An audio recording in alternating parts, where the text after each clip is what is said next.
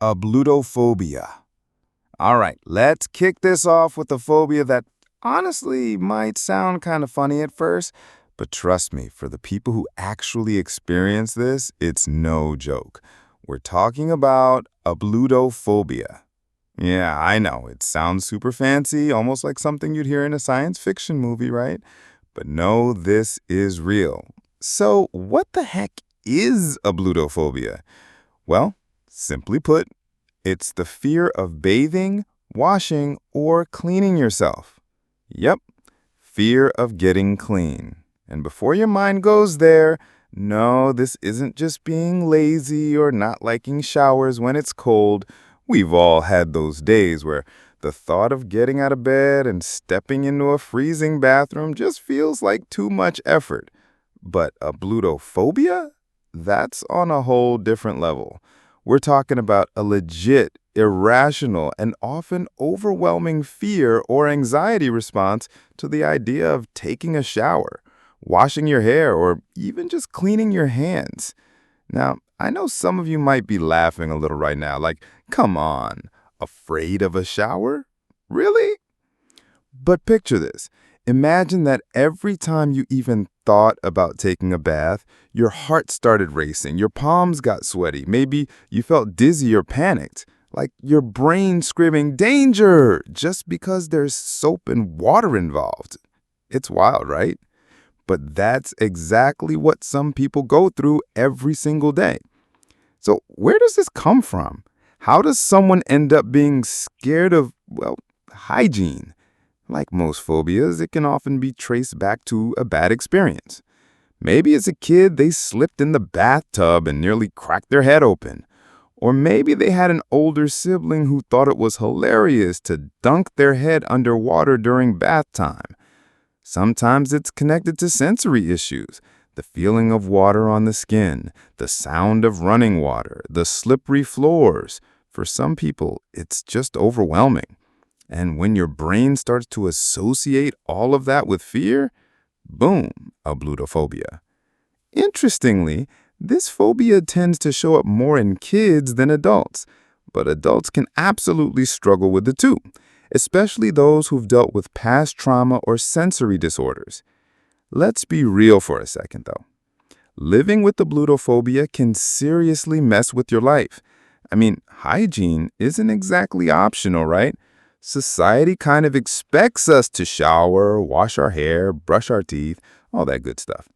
If you're terrified of doing those basic things, it can lead to, well, obvious problems like body odor, skin infections, and people may be avoiding you altogether, not because they know you have a phobia, but because, well, you stink. And that's got to be super isolating.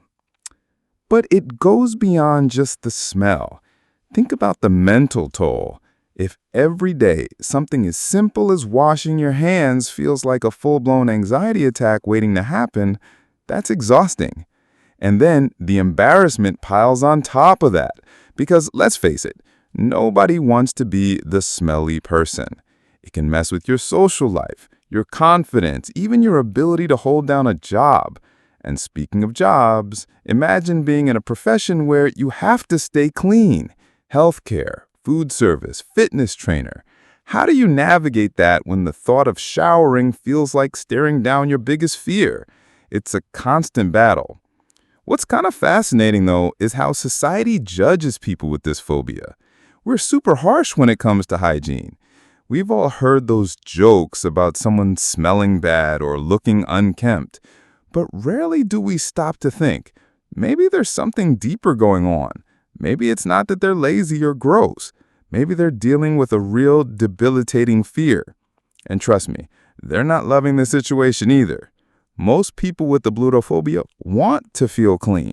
They want to shower. They know the benefits. But fear isn't logical. It hijacks your brain and suddenly, even the most basic task feels impossible. Of course, like with most phobias, there are ways to manage it.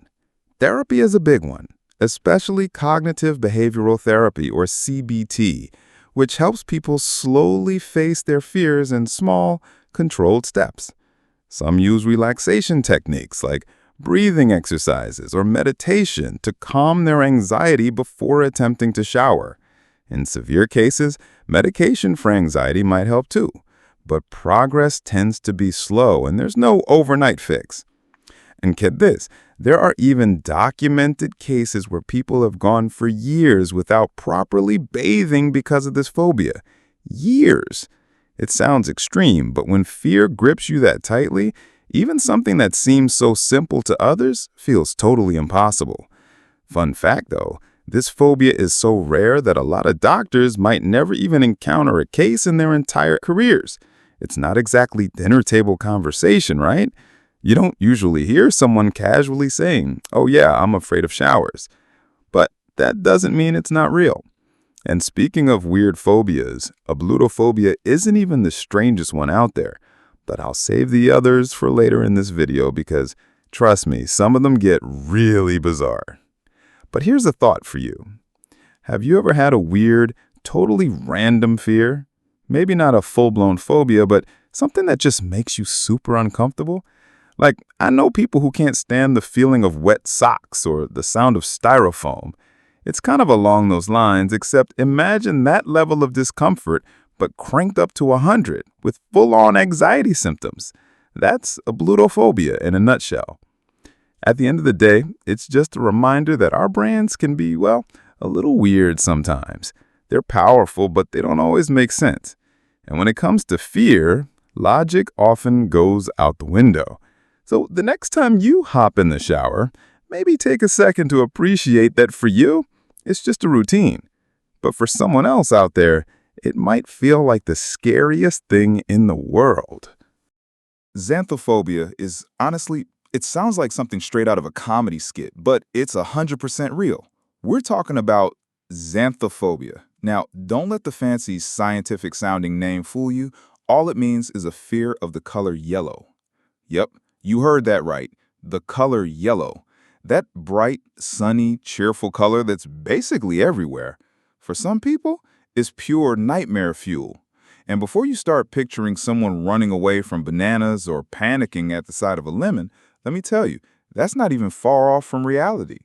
People with xanthophobia can have a real, overwhelming fear response when they see the color yellow, whether it's a yellow car, a yellow flower, or, yup, even fruit like bananas, lemons, or pineapples.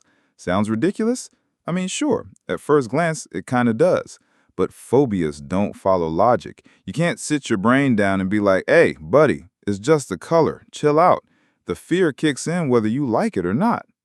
So where does this bizarre fear even come from? Well, like most phobias, it can develop from a traumatic experience. Maybe as a kid, someone got stung by a swarm of yellow jackets, and now their brain associates any shade of yellow with danger. Or maybe they were in a car accident involving a bright yellow car, and now that color triggers panic. Sometimes it's more subtle. It could even be tied to cultural symbolism. In some cultures, yellow represents betrayal, sickness, or warning signs. Imagine your brain latching onto that as a kid and never letting go. But for some people, there's no clear reason at all. One day they just realize, the color yellow freaks me out. And that's that. Now, picture this playing out in everyday life. You walk into a supermarket, bam, a wall of yellow products. Cereal boxes, fruit, cleaning supplies. You can't exactly avoid it. You're walking down the street, there's a yellow traffic light, a school bus, maybe even someone's bright yellow raincoat. For most of us, it's no big deal.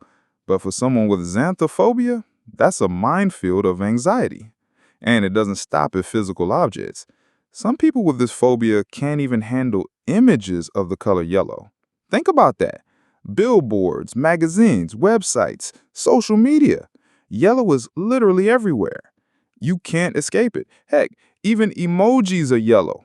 Imagine scrolling through your phone and freaking out over a smiley face. One of the wildest parts about xanthophobia is how isolating it can be. People might not take your fear seriously. I mean, let's be honest. If you told your friends, "Hey, I'm scared of spiders," they probably nod and say, "Yeah, fair enough. Those things are creepy." But if you say, "I'm scared of the color yellow," chances are they're going to laugh or don't think you're making it up. But for someone with xanthophobia, that fear feels just as real as a fear of heights, snakes, or enclosed spaces. And it doesn't help that yellow is often associated with positivity, sunshine, happiness, energy. It's everywhere in marketing and design. But to someone with this phobia, it's the exact opposite. Instead of feeling uplifted, they feel their heart race, their palms sweat, maybe even dizziness or nausea. That bright, sunny yellow becomes a trigger for a full-blown panic. There's even been cases where people with severe xanthophobia refuse to enter certain stores, avoid public spaces, or isolate themselves just to steer clear of the color. It can genuinely mess with their daily life, relationships, even job opportunities. Imagine turning down a great job offer because the company's logo is yellow. Sounds silly until you're the one living with that fear. And I know what some of you are probably thinking. Can't they just ignore it? But that's the thing with phobias. They hijack your brain. You know it doesn't make sense. You know that yellow isn't dangerous, but your body reacts like you're facing a wild animal or an oncoming car. It's pure survival instinct gone haywire. Now, a fun little trivia moment here. The word xantho actually comes from the Greek word for yellow. That's why you see it pop up in other science-y terms, like xanthophyll, which is the pigment that makes leaves turn yellow in the fall. Cool, right? Unless, of course, you have xanthophobia, then autumn is basically a nightmare season. And get this, even though xanthophobia is super rare, it's actually part of a larger group of color-related phobias called chromophobia. Yep, fear of colors is a thing. People can be afraid of red, green, blue, you name it. But yellow seems to hit differently for some folks, probably because it's so attention-grabbing. It's designed to stand out. That's why taxis, warning signs, and hazard tape are often yellow. It's supposed to get your attention. But for someone with this fear, it makes them panic. There's also a theory floating around that says humans might have a deep primal association between bright yellow and danger, like venomous animals, or caution signs in nature. Think about poisonous frogs or snakes.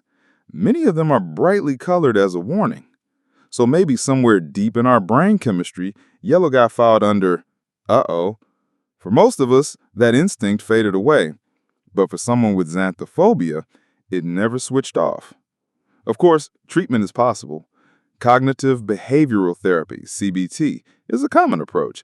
It helps people face their fear gradually, maybe starting with pictures of yellow objects and then slowly building up to seeing those objects in person. Some use breathing techniques or mindfulness to calm their anxiety in the moment. In really tough cases, medication for anxiety might help too. But, like any phobia, progress is a journey. It doesn't happen overnight. So, next time you see something yellow, whether it's a sunflower, a school bus, or a smiley emoji, just remember, for someone out there, that little splash of color isn't cheerful. It's terrifying. Pogonophobia. All right, buckle in, because this next one, it's weird. It's funny. It's kind of hard to believe, but yep, it's real. We're talking about Pogonophobia, which is basically the fear of beards. Yep, you heard me right. Beards. Facial hair. That glorious, rugged, sometimes scruffy, sometimes perfectly groomed mass of hair that grows on the chin, cheeks, or jawline. Yeah, for some people, that's pure nightmare fuel. Now, if you've ever had an ex who hated your beard and begged you to shave, that doesn't count. We're not talking about personal preferences here. This isn't, ugh, I don't like how beards look. This is a full-on, genuine, sometimes paralyzing fear of beards. Like, a beard walks into the room. Well, okay, technically, the person wearing the beard walks in, and your brain immediately hits the panic button. Heart racing, sweaty palms, maybe dizziness or even nausea, the whole works.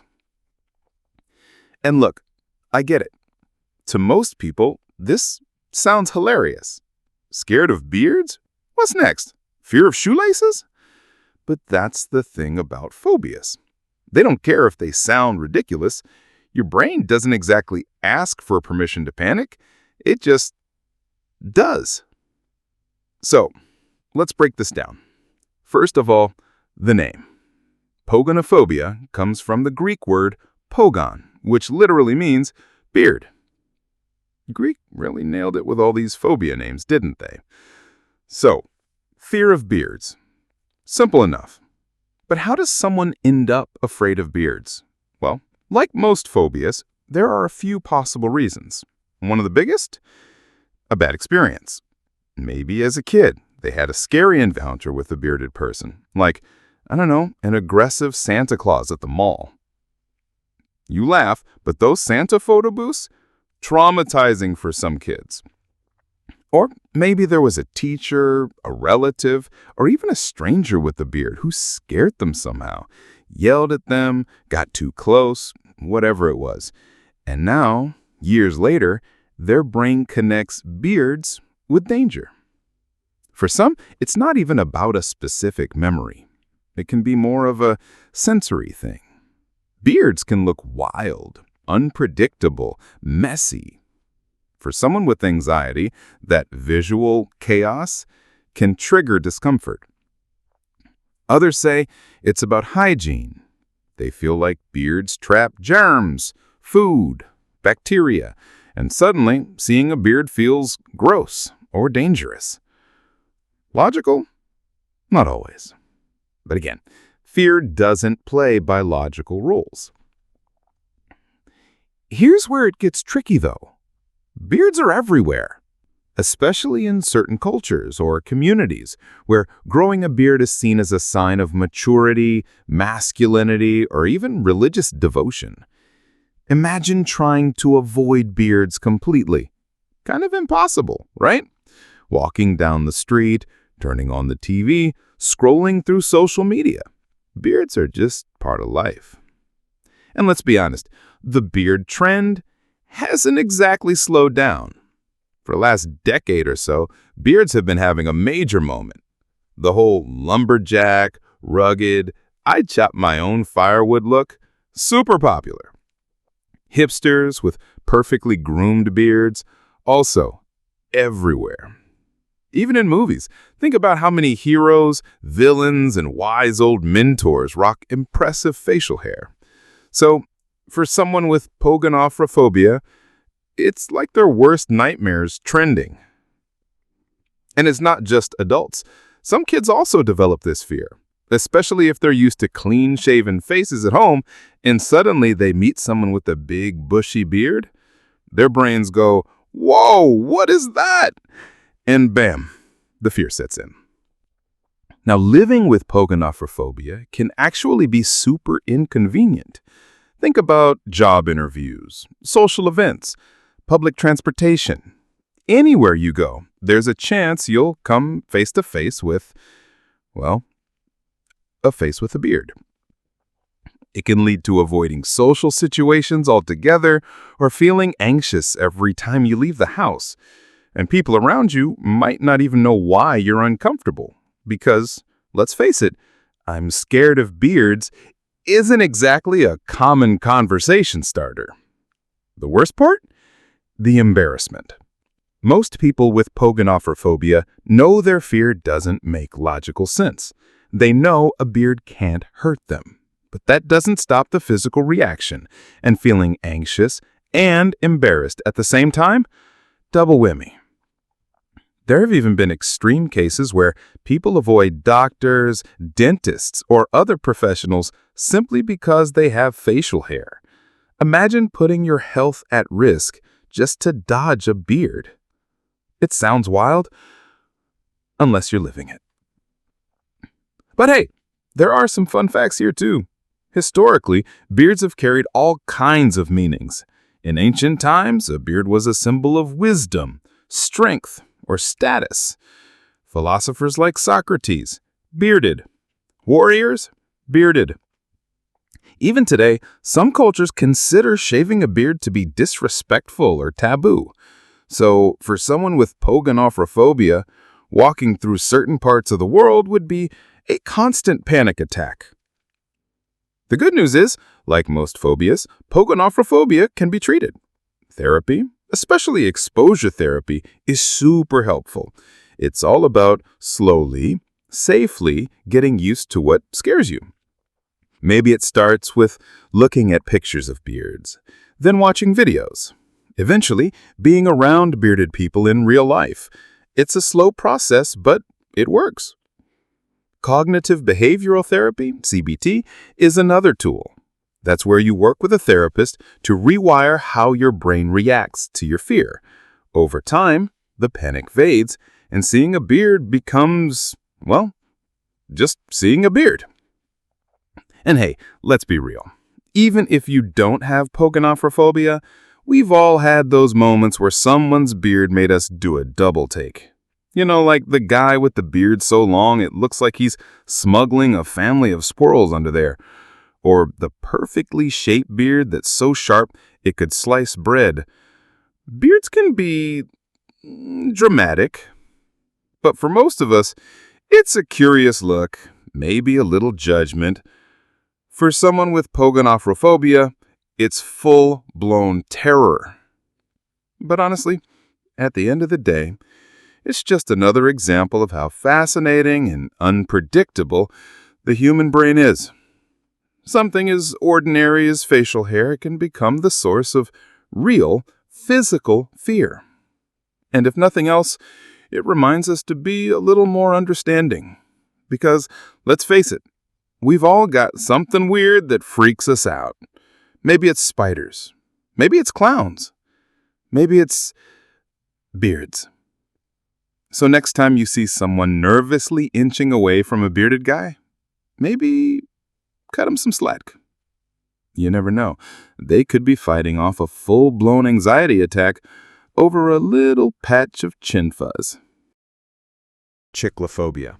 Okay, get ready for one of the weirdest, most oddly specific phobias on this list, but I promise you, it's 100% real. We're talking about Chiclephobia, which is basically the intense fear of chewing gum. Yeah, chewing gum. That minty, fresh, bubble-blowing, stuck under school desks nightmare. For some people, it's not just annoying, it's absolutely terrifying. Now, I know what you're probably thinking. Wait, people are scared of gum? Like actual fear, not just grossed out by it? And the answer is, yep. For someone with Chiclephobia, even seeing a piece of chewing gum can trigger serious anxiety. And if it's chewed, sticky, slimy, stuck to something, yeah, that's a full-blown panic situation. Let me paint the picture. You're walking down the street, minding your own business, and suddenly, bam, you spot a piece of chewed gum stuck to the sidewalk. For most of us, it's just gross. You sidestep it, maybe roll your eyes at whoever left it there, and keep moving. But for someone with Chiclephobia, that moment could ruin their entire day. Their heart starts racing, their skin crawls, they feel nauseous.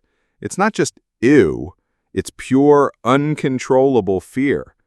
And heaven forbid someone starts chewing gum near them.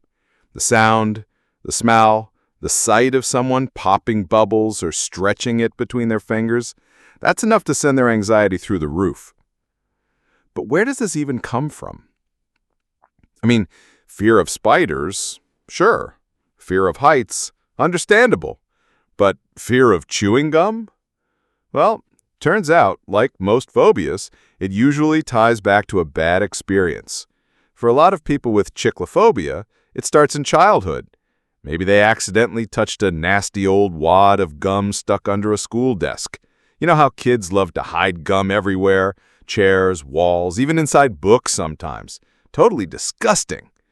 And for a sensitive kid, that one gross experience can stick with them, pun absolutely intended, for life. Or maybe it wasn't about touching gum. It could have been a choking incident. Imagine being a little kid chewing gum for the first time and suddenly choking on it. That fear? Yeah, your brain files that under never again, and boom, Chiclephobia is born. There's even a theory that some people develop this fear after watching other people chew gum in a way that feels threatening. You ever seen someone chewing gum aggressively, snapping it, popping it, glaring at you while doing it? Yeah, weirdly intimidating, right? Now imagine your brain reacting to that with pure survival-level fear. But here's where it gets even crazier. Some folks with Chiclephobia can't even handle seeing unused, wrapped chewing gum. Yeah, a sealed pack of gum in the store, enough to make them turn around and leave. Their brain has wired itself to see anything gum-related as a potential threat. Whether it's being chewed or not, doesn't even matter. And daily life, it gets tricky. Think about it. Gum is literally everywhere. Grocery stores, gas stations, school hallways, waiting rooms. It's in commercials, movies, music videos. Some people even stick their gum on the side of a plate at restaurants, which, by the way, is disgusting no matter who you are. Imagine living with Chiclephobia and trying to navigate all that. Some people avoid certain stores. Others can't sit next to someone chewing gum on the bus or subway. Even seeing gum littered on the street can be enough to trigger a panic attack. And honestly, I kind of get it. Even if you don't have a full-blown phobia, chewed gum is gross. It's sticky, it collects lint and dirt, it stretches in weird ways, it looks like some kind of alien goo when it's all stretched out and dangling from someone's mouth. So yeah, the fear feels extreme, but it's not completely disconnected from reality. Now, fun little fact for you, the name Chiclephobia comes from chicle, which is a natural gum from the sapodilla tree, originally used to make chewing gum. So, next time you hear chicle, just know that's where the modern gum industry basically started.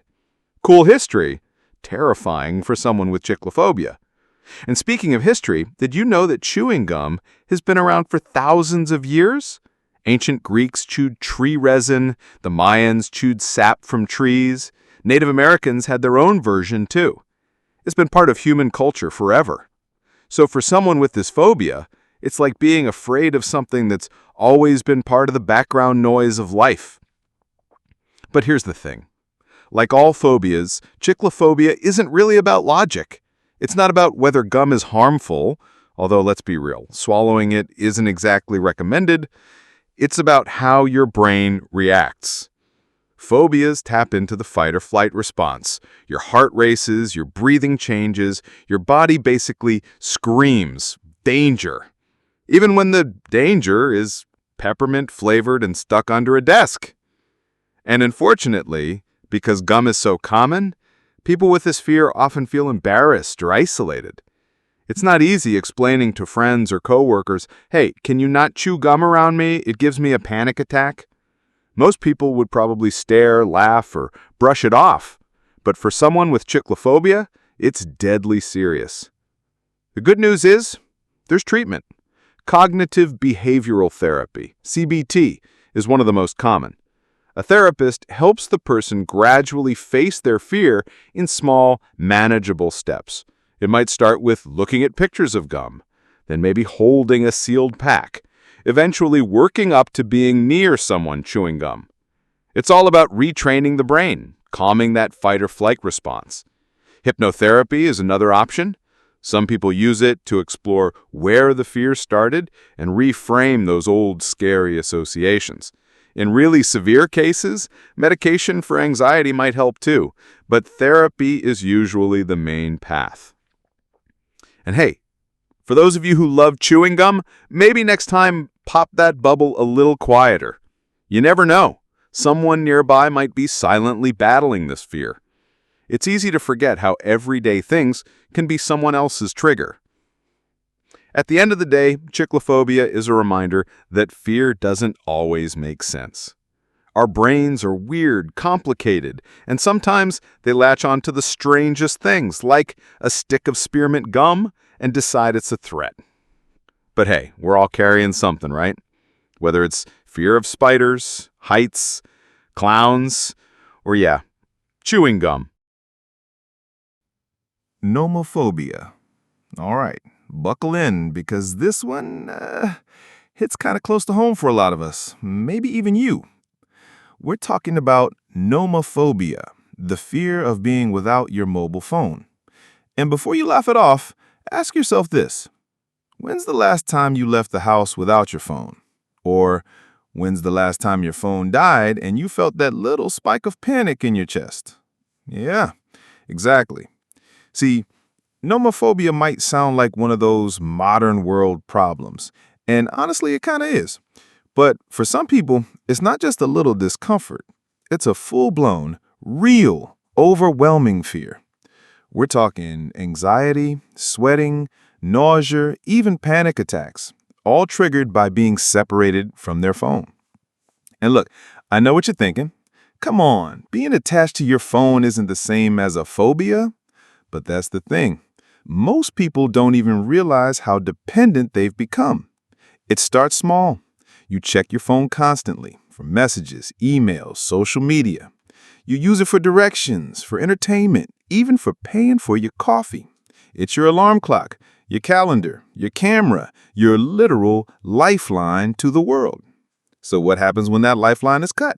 Battery dies, signal drops, you forget your phone at home. Suddenly, you feel disconnected, vulnerable, maybe even a little lost. For most people, it's annoying, but for someone with nomophobia, it's pure, unfiltered panic. Let me break this down for you. The word nomophobia comes from no mobile phone phobia. Pretty straightforward, but don't let the simple name fool you. It's a complex, growing issue, especially with how much smartphones have taken over our daily lives. Studies have actually shown that over 50% of people, yep, more than half, experience some level of anxiety when they don't have access to their phones. But when that anxiety becomes severe, constant, and starts affecting your daily life, that's when it crosses over into full-on nomophobia territory. And it's not just teenagers glued to their screens, by the way. Adults, professionals, even parents, nobody's immune. We live in a hyper-connected world where being reachable 24/7 feels expected. So being without your phone feels like being cut off from reality. For people with nomophobia, situations like these are basically their worst nightmare. Forgetting their phone at home, running out of battery in public, losing signal or Wi-Fi, having their phone stolen or broken. Even imagining being phoneless can trigger anxiety. And get this, some people with severe nomophobia experience physical symptoms when separated from their phone.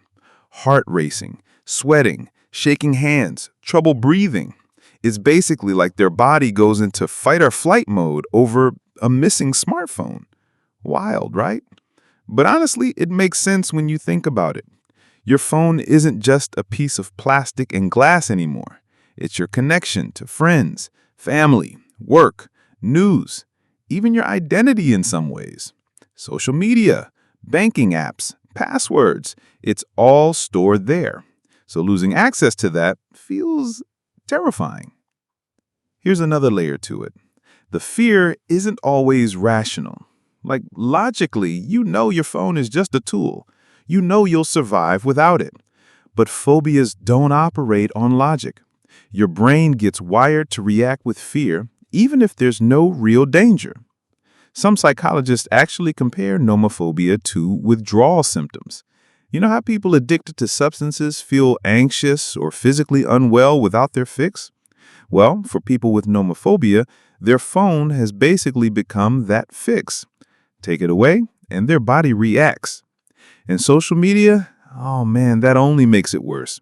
We're constantly connected, constantly comparing, constantly chasing those little dopamine hits from likes, messages, and notifications. So being without your phone doesn't just feel inconvenient. It feels like you're missing out, like the world is moving on without you. But here's the scary part. It's getting harder and harder to avoid this. Technology is designed to be addictive. Apps send constant notifications. Phones buzz, ding, light up, all engineered to grab your attention and keep you hooked. So no wonder so many people feel panicked when they're forced to unplug. Let me ask you this. Have you ever experienced phantom vibrations? You know, that weird feeling like your phone just buzzed in your pocket, but your phone isn't even there? That's your brain being so used to constant alerts that it starts making them up. And yeah, that's a pretty solid sign we've got a problem. But hey, before you freak out, having a mild dependency on your phone doesn't automatically mean you have nomophobia. There's a difference between feeling a little anxious without your phone and it interfering with your life. The real phobia, that's when it affects your work, relationships, mental health, or day-to-day functioning. Like some people with nomophobia avoid traveling because they might lose signal. Others constantly check their battery percentage and panic if it drops below 50%. Some refuse to engage in activities like hiking or swimming simply because they can't have their phone within arm's reach. And get this, there are even cases where people sleep with their phone clutched in their hand or wake up multiple times at night to make sure it's still nearby. That's not just a habit, that's anxiety-driven behavior. But the good news is, like any phobia, nomophobia is treatable. Cognitive behavioral therapy, CBT, helps people challenge their anxious thoughts and gradually reduce their dependence.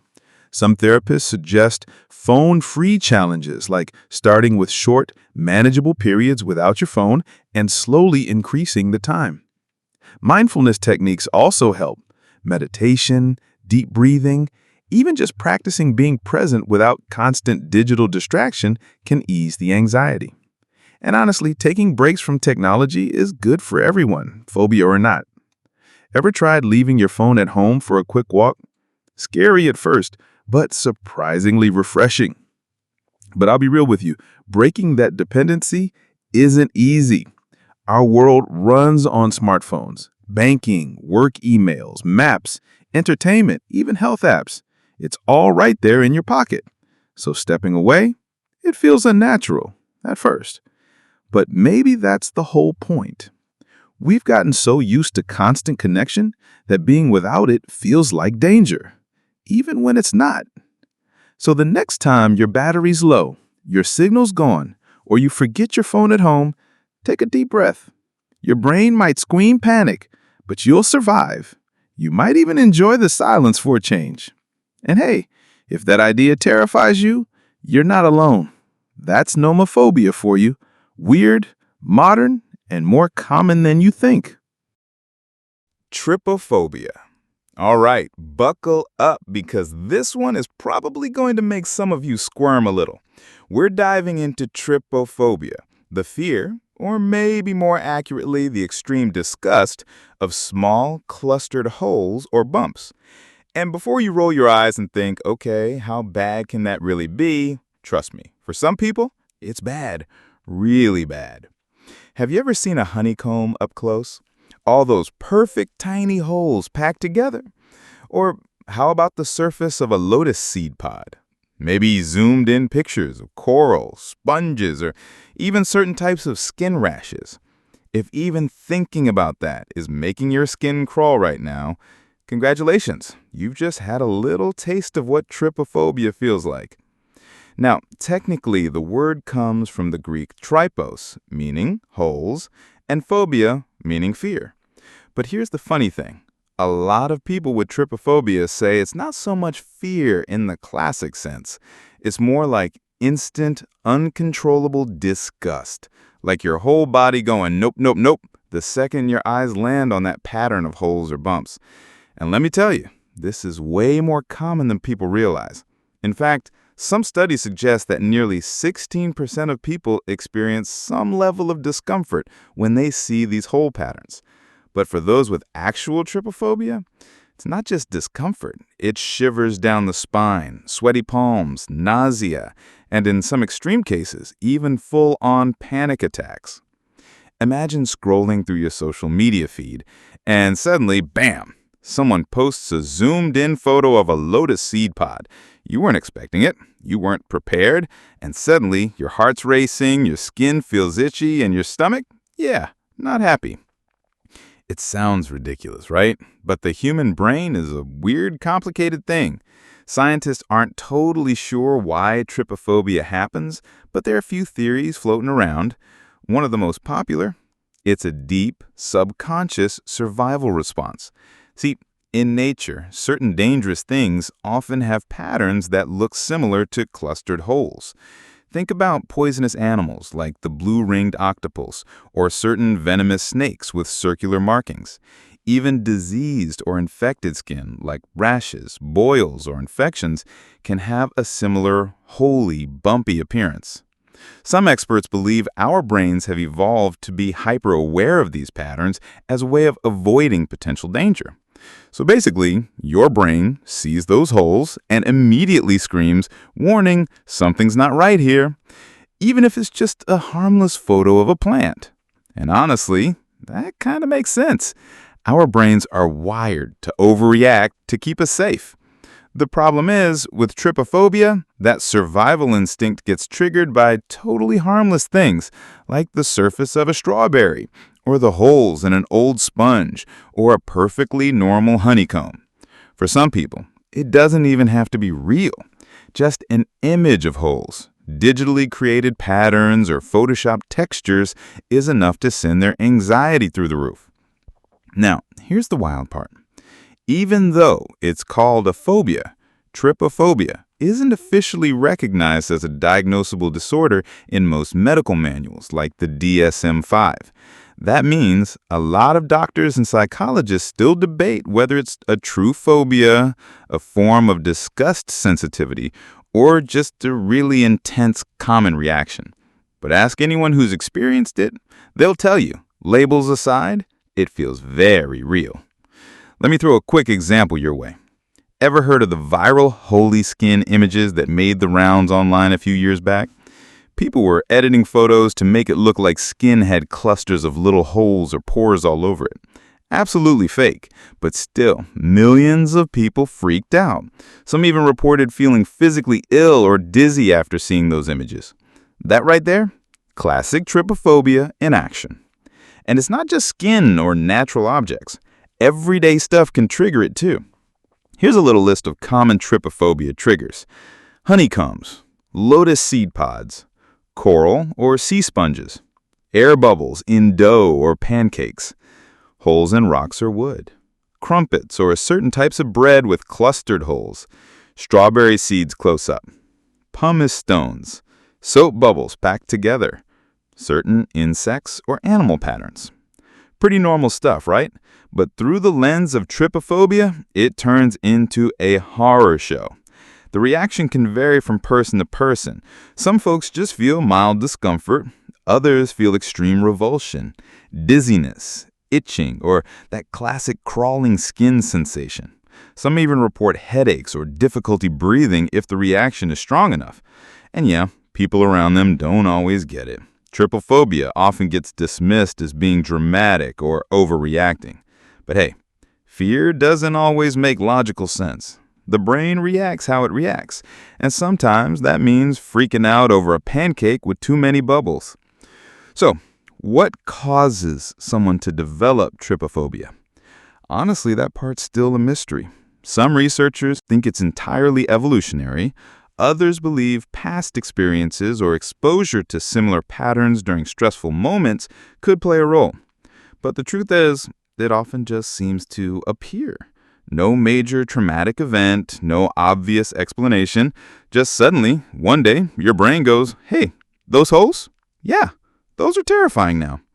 And because we live in an age of high-definition photography, viral internet trends, and up-close macro images, it's basically impossible to avoid hole patterns. They're everywhere.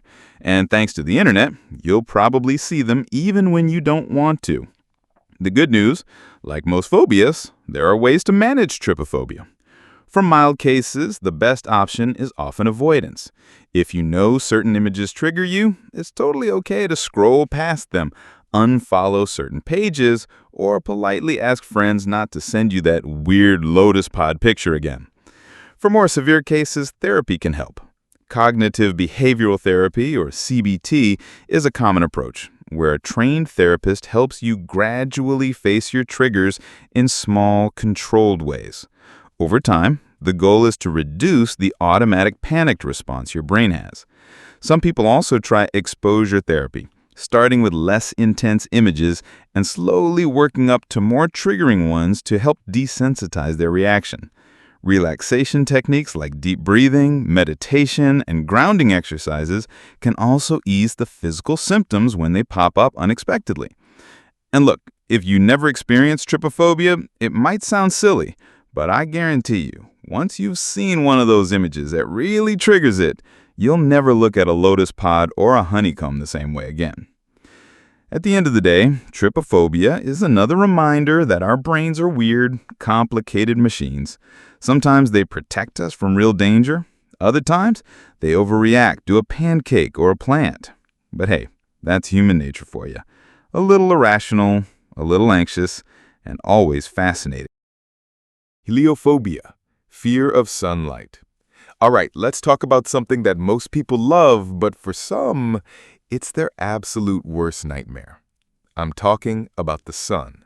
Yep, that big, bright ball of burning gas in the sky that keeps us warm, lights up our world, and basically makes life on Earth possible.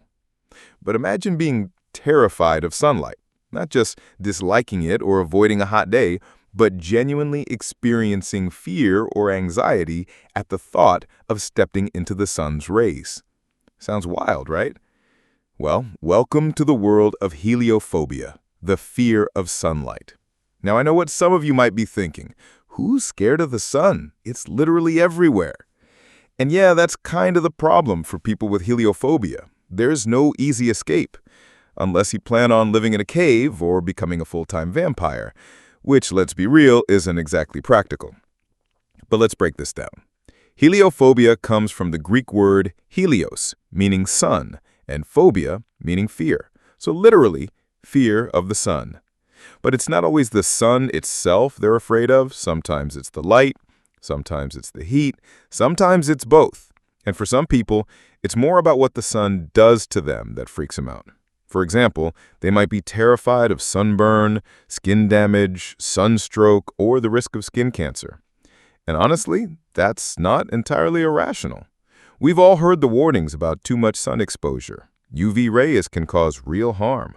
But for someone with heliophobia, that concern isn't just a reasonable health precaution. It turns into a full-blown, overwhelming fear. Imagine this. You wake up, look out the window, and see the sun shining. Most people would think, nice, it's a beautiful day. But for someone with heliophobia, their heart starts racing. Their palms get sweaty. Maybe they feel dizzy or nauseous. Some people even experience panic attacks just thinking about walking outside into the sunlight. And yeah, this phobia can make life pretty complicated because, let's face it, the sun is hard to avoid. You've got work, errands, social events. Life doesn't stop just because the weather is nice. So for people with heliophobia, even basic tasks like walking to the store or waiting for the bus can feel terrifying. Now, like most phobias, heliophobia exists on a spectrum. Some people have a mild version. Maybe they just avoid sunny days or always stay in the shade. Others, they won't leave the house if the sun's out. They'll close the curtains, cover the windows, and basically live in darkness like a modern-day vampire. And here's where it gets tricky. Heliophobia isn't always just about fear. Sometimes it overlaps with medical conditions, which can make the whole situation even more complicated. For example, there's a condition called xeroderma pigmentosum, where people's skin is super sensitive to UV rays, making them extremely prone to skin damage or cancer.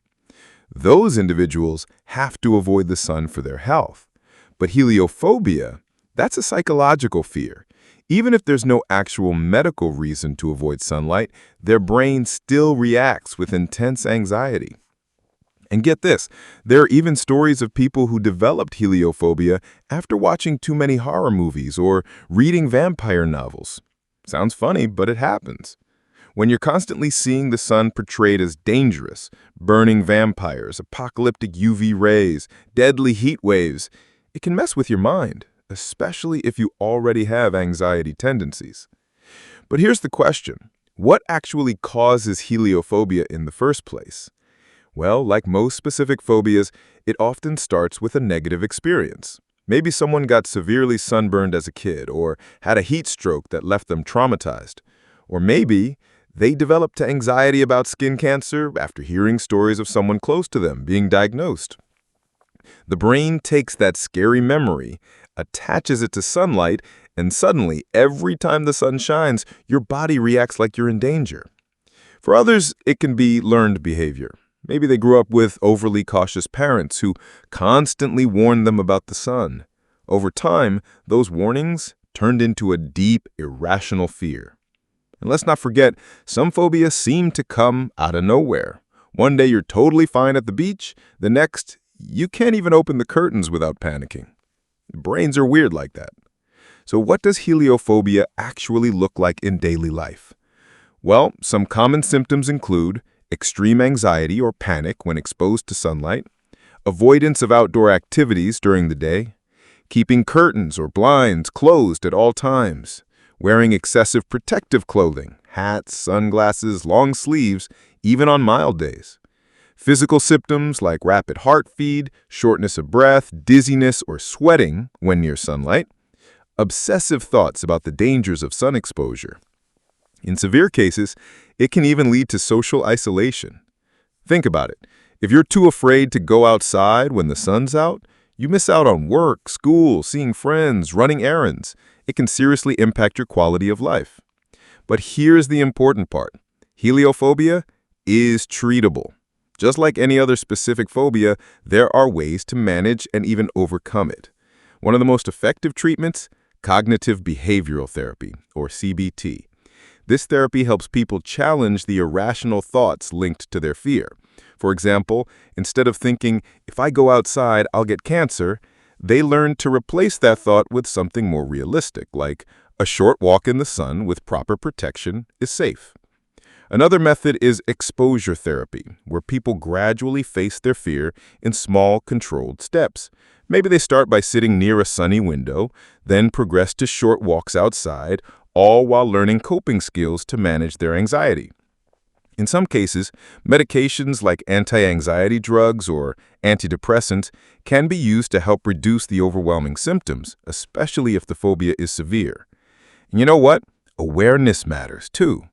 A lot of people with heliophobia feel embarrassed or ashamed because their fear isn't logical. But here's the thing. Phobias, by definition, aren't logical. They're emotional, involuntary, and often frustrating. It doesn't make someone weak or weird. It makes them human. Interestingly, heliophobia has even popped up in pop culture. Ever heard of the stereotype of pale, brooding characters who avoid the sun? Think vampires, Gothic literature characters, or even certain celebrities known for their love of nighttime and aversion to bright sunlight. While it's often exaggerated for dramatic effect, it shows that the fear, or at least the fascination with avoiding the sun, isn't new.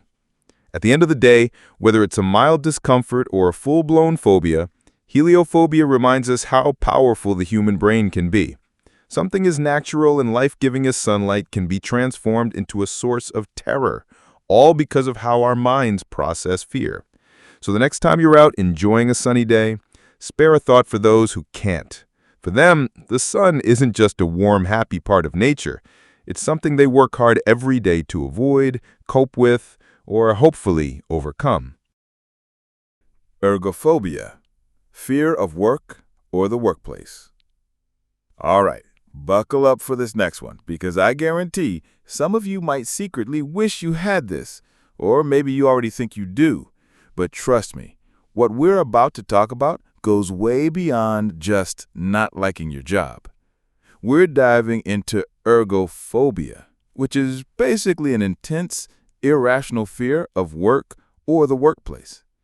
Now, before anyone gets too excited, let me clear something up right off the bat. Disliking your 9-to-5, feeling stressed about deadlines, or groaning every Monday morning, totally normal. That's not ergophobia. We've all been there. You hit snooze a few extra times, daydream about quitting and living on a beach somewhere. That's just life. But ergophobia, that's a whole different level. People with ergophobia aren't just annoyed by work.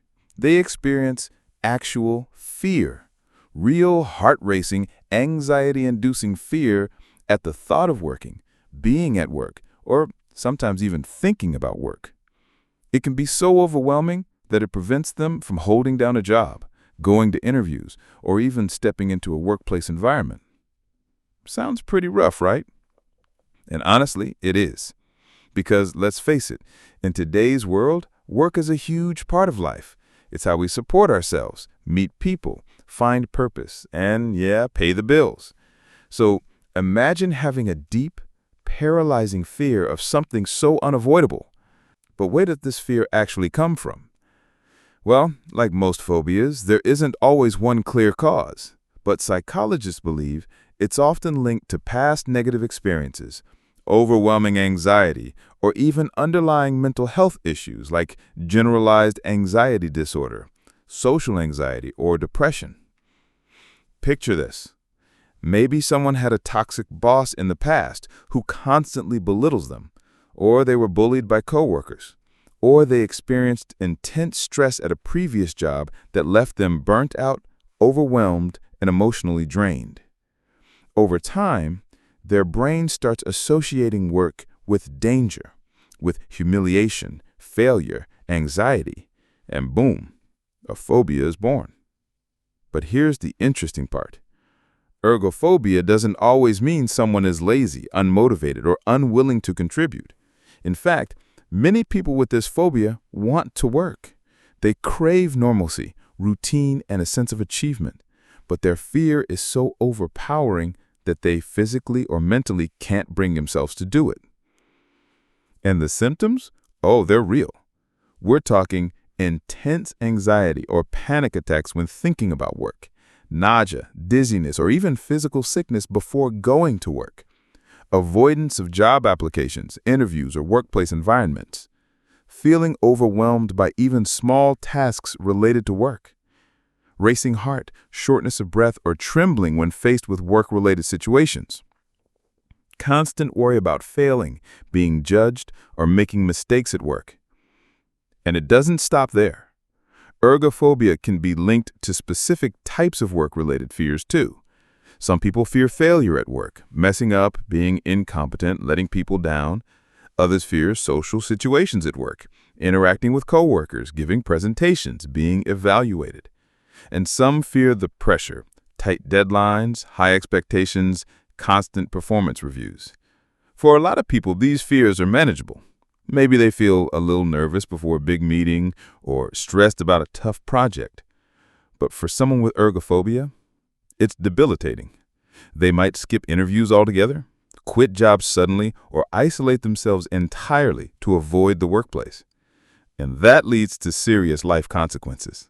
Financial struggles, social isolation, low self-esteem. The longer they avoid work, the harder it becomes to break the cycle. But here's where it gets really interesting. Ergophobia isn't always about formal employment. It can apply to any type of work situation. Volunteering, school projects, household responsibilities. Even the idea of being expected to complete tasks or perform in some structured way can trigger intense anxiety. Now, I know some of you are probably wondering, is this really considered a phobia? Isn't it just laziness or procrastination? And the answer is no, it's very real. The fear response in ergophobia activates the same biological systems as other phobias. We're talking fight or flight reactions, adrenaline spikes, irrational thoughts, the whole package. It's not about avoiding responsibility because of laziness. It's about the brain tricking the person into believing that work itself is a threat to their well-being. And trust me, most people with ergophobia hate feeling this way. They want to function like everyone else. But when your brain perceives danger, logic often goes out the window. So, what causes this phobia to develop in the first place? For some, it's trauma, maybe a toxic work environment, bullying or harassment. For others, it's tied to mental health struggles like social anxiety or performance anxiety. Some experts even believe that in certain cases, ergophobia can be linked to imposter syndrome, that feeling that you're not good enough or don't belong even when you're perfectly qualified. Over time, all these factors can snowball, turning what starts as mild work anxiety into a full-blown, debilitating phobia. And let's not ignore the societal pressure side of this. We live in a world that glorifies hustle culture, always grinding, always productive, success at all costs. For some people, that pressure becomes so overwhelming that instead of motivating them, it triggers paralyzing fear. But here's the good news. Like most phobias, ergophobia is treatable. It's not a life sentence. Many people have overcome this fear with the right help and support. Therapy is one of the most common treatments. Cognitive behavioral therapy, or CBT, is often used to help people challenge the negative thought patterns that fuel their fear. Instead of thinking, if I go to work, I'll fail, they learn to replace that thought with, mistakes happen, but I'm capable of learning and improving. Exposure therapy is another powerful tool. By gradually exposing themselves to work-like situations, maybe starting with small tasks at home and then building up to more structured environments, they can slowly reduce their fear response. For those with severe anxiety, medication like anti-anxiety drugs or antidepressants might be recommended to help manage the physical symptoms while they work through therapy. And you know what's equally important? Understanding and compassion. Society tends to stigmatize people who struggle with work. They're called lazy, unmotivated, or irresponsible. But in reality, many of them are battling a real, exhausting fear every day. It's no different than someone with a fear of heights avoiding tall buildings, or someone with a fear of spiders freaking out at the sight of a tiny bug. Fear doesn't always make sense, but that doesn't make it any less real. And hey, if you're watching this and thinking, whoa, maybe I have ergophobia, or you know someone who might, that's okay. The first step is recognizing it. The second step is getting help, because while it may feel impossible now, plenty of people have overcome this fear, rebuilt their confidence, and found their way back into work on their own terms. At the end of the day, ergophobia reminds us that work isn't just about paychecks or deadlines. For some, it's a huge source of anxiety and fear. But with understanding, patience, and the right support, it's possible to face that fear and take control. Coulrophobia, fear of clowns. All right, this next one, I guarantee almost everyone has at least heard of it. Some of you might even relate to it. And honestly, I don't blame you. We're talking about coulrophobia, the fear of clowns. Yep, clowns.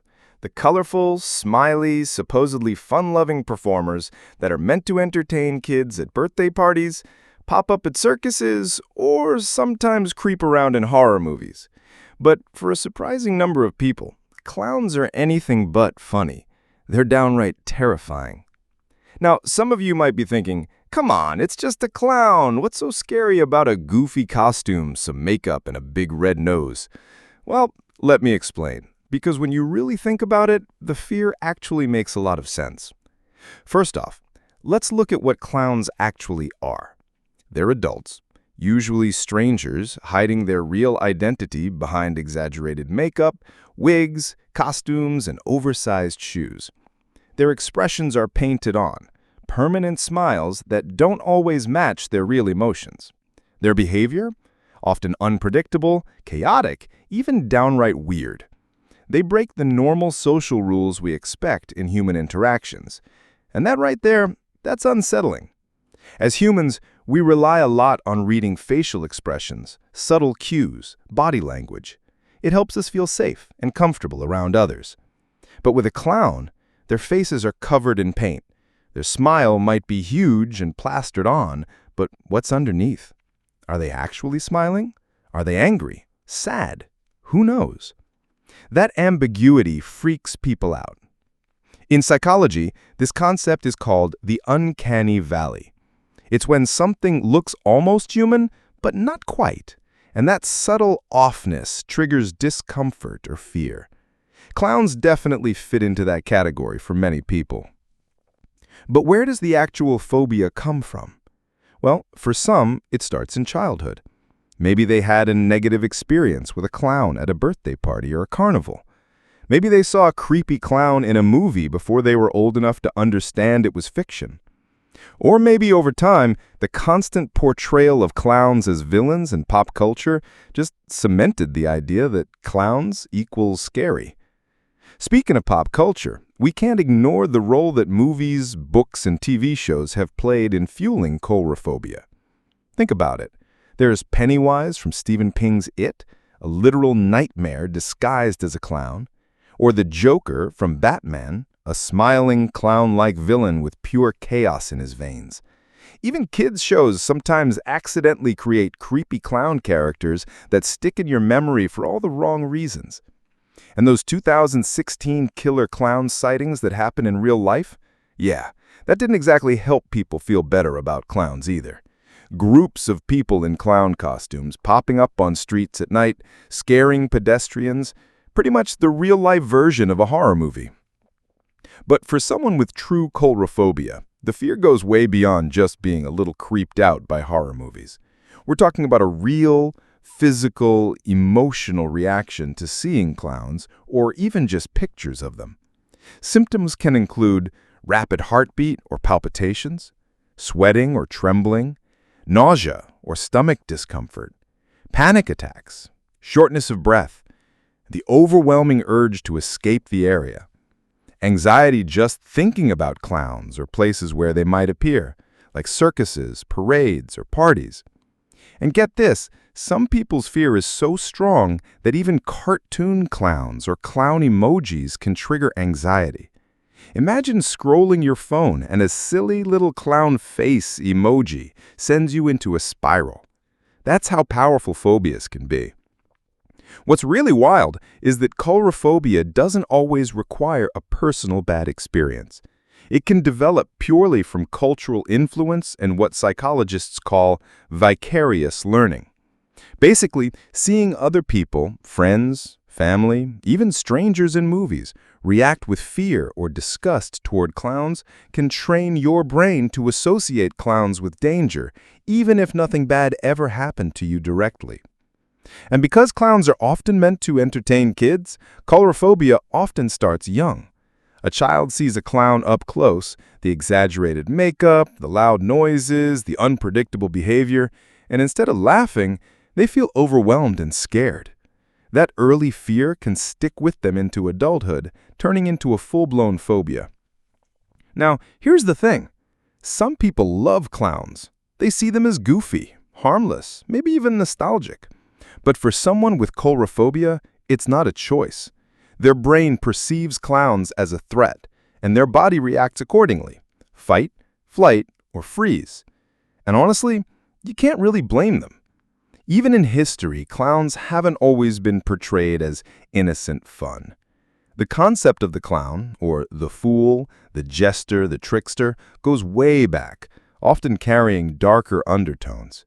Some of the earliest jesters were meant to entertain through chaos, mockery, even cruelty. They were unpredictable, walking the line between funny and unsettling. That eerie history still lingers in how clowns are perceived today. So how do people deal with coulrophobia? Well, like most phobias, treatment is possible. Cognitive behavioral therapy, also known as CBT, is often recommended, where a therapist helps the person challenge irrational thoughts and gradually face their fear in controlled, safe ways. Exposure therapy is super common too. It might start with looking at cartoon images of clowns, then maybe photographs of real clowns, and eventually, if the person feels ready, encountering a clown in real life, like at a carnival or event, all while learning coping techniques to stay calm. For some, practicing relaxation methods like deep breathing, mindfulness, or grounding exercises can also help reduce the panic response. And sometimes, just talking about the phobia with friends or family helps take the edge off, especially realizing that they're not alone. Believe it or not, coulrophobia is actually really common. Studies suggest that up to 12% of adults experience some level of discomfort or fear around clowns. That's millions of people worldwide who avoid circuses, parties, or certain movies because of this fear. So if you're one of them, you're not weird. You're not overreacting. You're part of a surprisingly large club of people who just aren't down with the whole painted face, big shoes, red nose situation. At the end of the day, Coulrophobia reminds us that fear isn't always logical, but it's real. Whether it comes from personal experience, cultural influence, or just the unsettling vibe that clowns give off, fear can have a huge impact on people's lives. And hey, if you love clowns, that's awesome. But maybe next time you're considering dressing up as one for Halloween or a party, just give your guests a little heads up. You never know who secretly has coulrophobia and is already planning their escape route. Omphalophobia, fear of belly buttons. All right, buckle up because this one is going to sound weird at first. But trust me, it's 100% real, and for the people who have it, it's no laughing matter. We're talking about omphalophobia, the fear of belly buttons. Yup, belly buttons. Those tiny little indents or outies we all have smack dab in the middle of our stomachs. Sounds harmless, right? I mean, it's just skin. Maybe some lint if you've had a lazy laundry day. But for people with omphalophobia, it's way more intense than that. First, let's clear something up. This isn't just, I think belly buttons are kind of gross. It's not about disliking how your belly button looks in a crop top. It's a real phobia, meaning just the sight, thought, or even mention of belly buttons can trigger full-on anxiety, panic, or disgust. Some people can't even stand to see their own belly button. They avoid mirrors. They wear clothes that completely cover their midsection. Swimming? Nope. Crop tops? Forget it. Even showering can be stressful because they might accidentally look down and boom, there it is, the dreaded belly button. But what exactly causes someone to develop a fear of belly buttons? Well, like most phobias, it can vary from person to person, but there are a few common theories. For starters, there's the psychological association with vulnerability. Think about it. The belly button marks the exact spot where we were once connected to our mothers through the umbilical cord. It's literally a leftover scar from when we were completely dependent on another human to survive. Some people develop a subconscious discomfort with that reminder, like their body is exposed or incomplete somehow. And then there's the physical sensation. Have you ever poked your belly button and felt that weird, tingly sensation deep inside your stomach? Almost like you're poking a nerve that's connected to who knows what. Well, for people with omphalophobia, that sensation is horrifying. It feels unnatural, unsettling, and borderline painful. So they avoid belly buttons altogether to escape that weird, icky feeling. But it doesn't stop there. For some, the fear isn't even about their own belly button. It extends to seeing other people's belly buttons too. Watching someone at the beach? Terrifying. A friend lifts their shirt to show off an injury or a piercing. Cue the panic. Even TV shows or magazines with models showing midriff. Instant anxiety. And if you think that sounds extreme, remember, phobias don't follow logic. You can know deep down that a belly button can't actually hurt you, but your brain doesn't care. It sends the same fight-or-flight response as if you were facing an actual threat, like a wild animal or a dangerous situation. So what does that anxiety look like for someone with omphalophobia? It can be different for everyone, but common symptoms include rapid heartbeat, nausea or feeling faint, shortness of breath, sweating or trembling, feeling the need to escape the situation, avoiding social settings where belly buttons might be visible, even panic attacks in severe cases. It can seriously affect daily life, too. Imagine avoiding pools, beaches, gyms, even some clothing stores, all because the fear of seeing a belly button or someone touching theirs is too overwhelming. And yes, for some, even the idea of someone else touching their belly button can trigger intense anxiety. It's not uncommon for people with omphalophobia to cover their stomachs with their hands instinctively if they feel threatened, kind of like a protective reflex. Now, here's a fascinating little detail.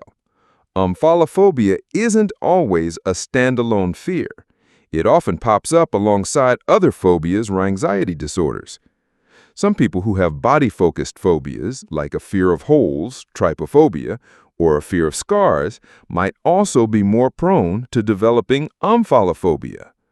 Or it can be connected to health-related anxiety.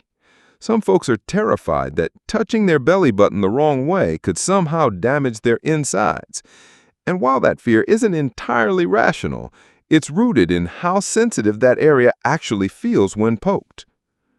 There have even been cases where a medical procedure, injury, or traumatic experience involving the stomach area triggered the development of this phobia later in life. So it's not always something people are born with. Sometimes it develops unexpectedly.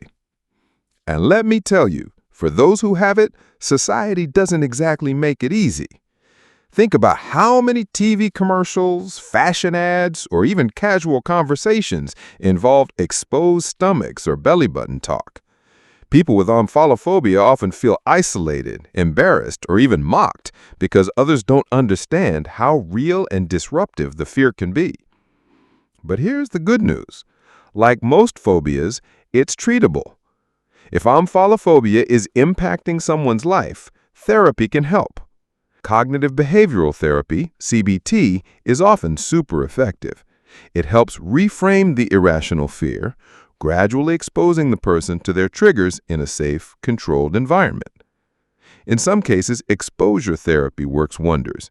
It might start with simply talking about belly buttons, then looking at pictures, then maybe seeing them in real life, all while using relaxation techniques to manage the anxiety.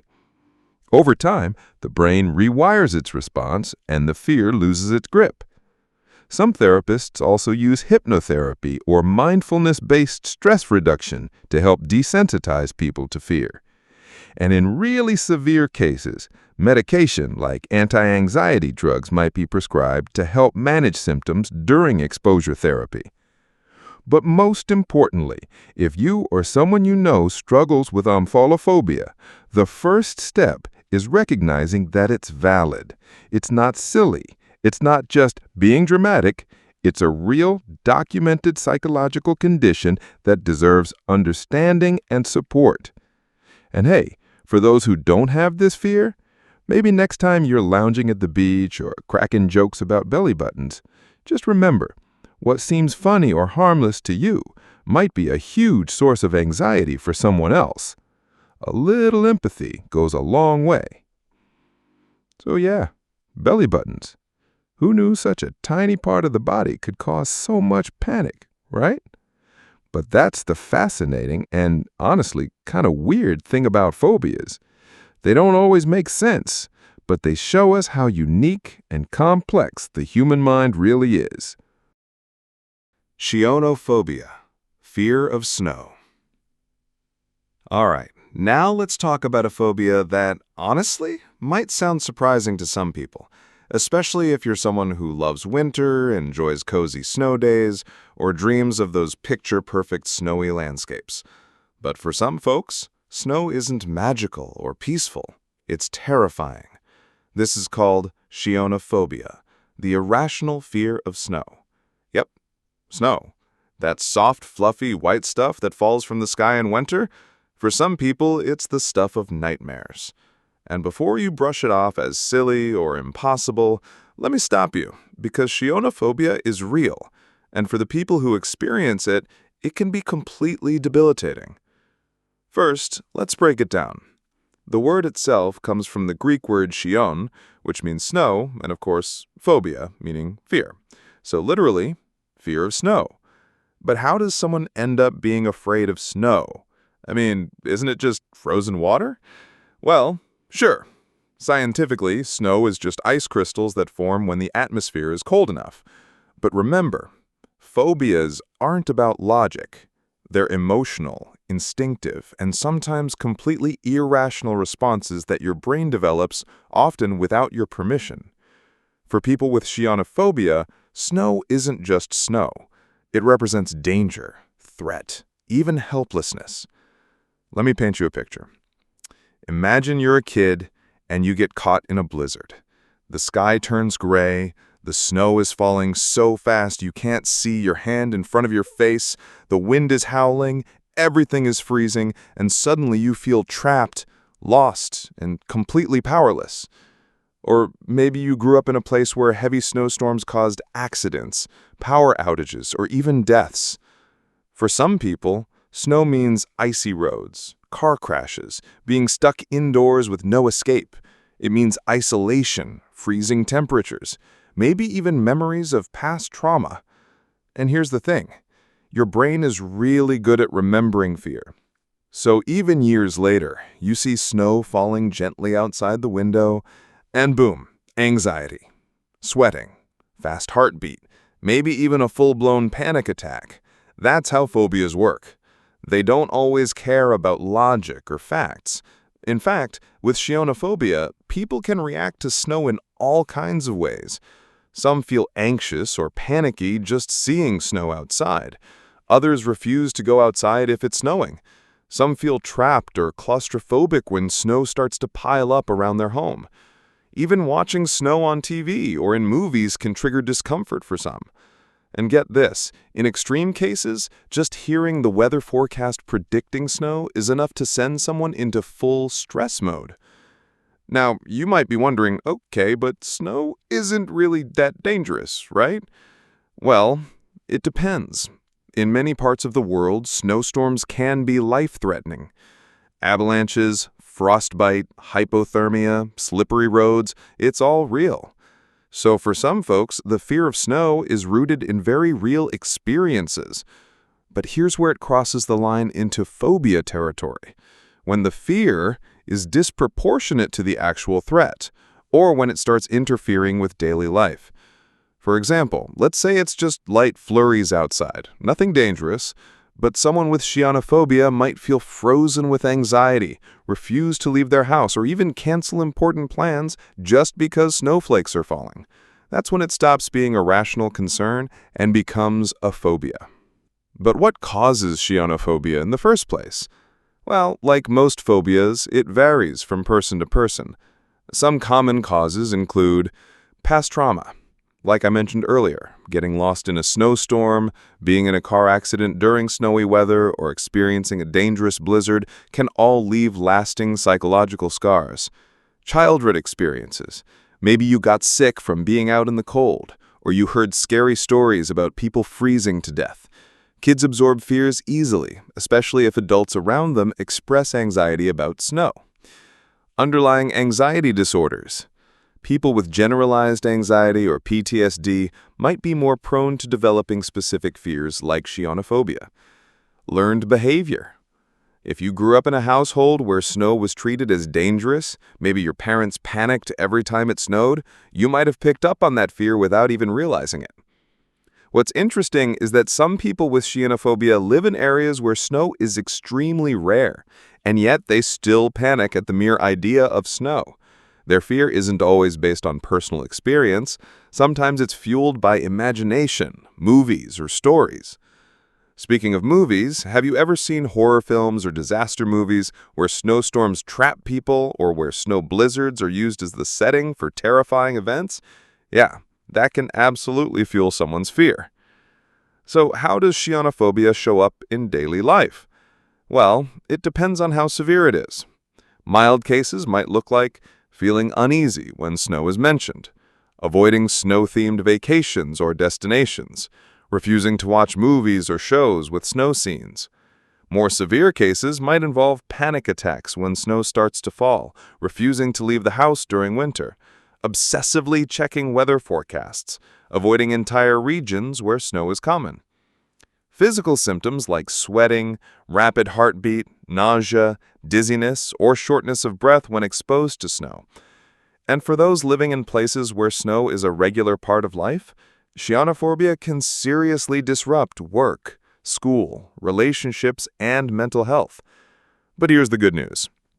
Like most phobias, Chionophobia is treatable. The most common treatment options include cognitive behavioral therapy. This helps people identify the thought patterns fueling their fear and replace them with healthier, more realistic ones. Over time, the brain learns to react more calmly to snow-related triggers. Exposure therapy. This involves gradual, controlled exposure to snow or snow-related imagery. It could start with looking at snow pictures, then watching snow videos, and eventually experiencing light snowfalls in real life, all with professional support. Relaxation techniques. Breathing exercises, meditation, and mindfulness can help reduce the physical symptoms of anxiety when snow triggers appear. Medication. In severe cases, anti-anxiety medications or beta blockers might be prescribed to manage panic symptoms, especially if the person lives in a snowy climate where avoidance isn't realistic. But probably the most important thing to remember, there's no shame in having Chionophobia, or any phobia, really. Our brains are weird, emotional, and sometimes they latch onto fears that don't make sense on paper. That doesn't make you weak or strange. It just makes you human. And honestly, can you blame people for being a little scared? Snow looks pretty until you can't feel your fingers, you're sliding around on ice, or you're trapped indoors with no heat. So yeah, snow isn't always all snowball fights and Instagram moments. For some people, it's a genuine source of anxiety. And now, next time someone says they're afraid of snow, maybe you'll understand a little better and maybe cut them some slack instead of laughing it off. Lepidopterophobia, fear of butterflies. Okay, buckle up because this one might surprise you. We're talking about Lepidopterophobia, which is the fear of butterflies. Yep, butterflies. I know. Your first reaction might be, wait, aren't butterflies like harmless, pretty magical little floating bits of nature? That's exactly what most people think.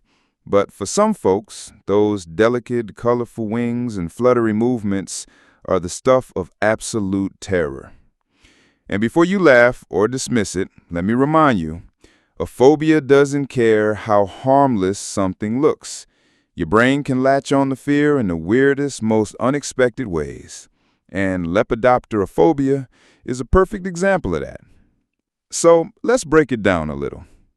The word comes from Lepidoptera, which is the scientific name for the order of insects that includes butterflies and moths. And of course, phobia, meaning fear. So literally, fear of butterflies or moths. Now, for some people, it's specifically butterflies that trigger the fear. For others, moths are included too.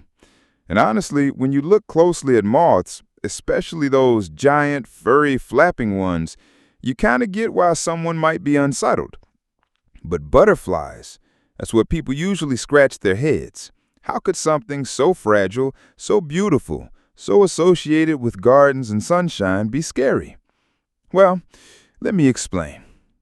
First off, phobias often come from a deeper place than just logic. Your brain is wired for survival. It's constantly scanning your environment for danger.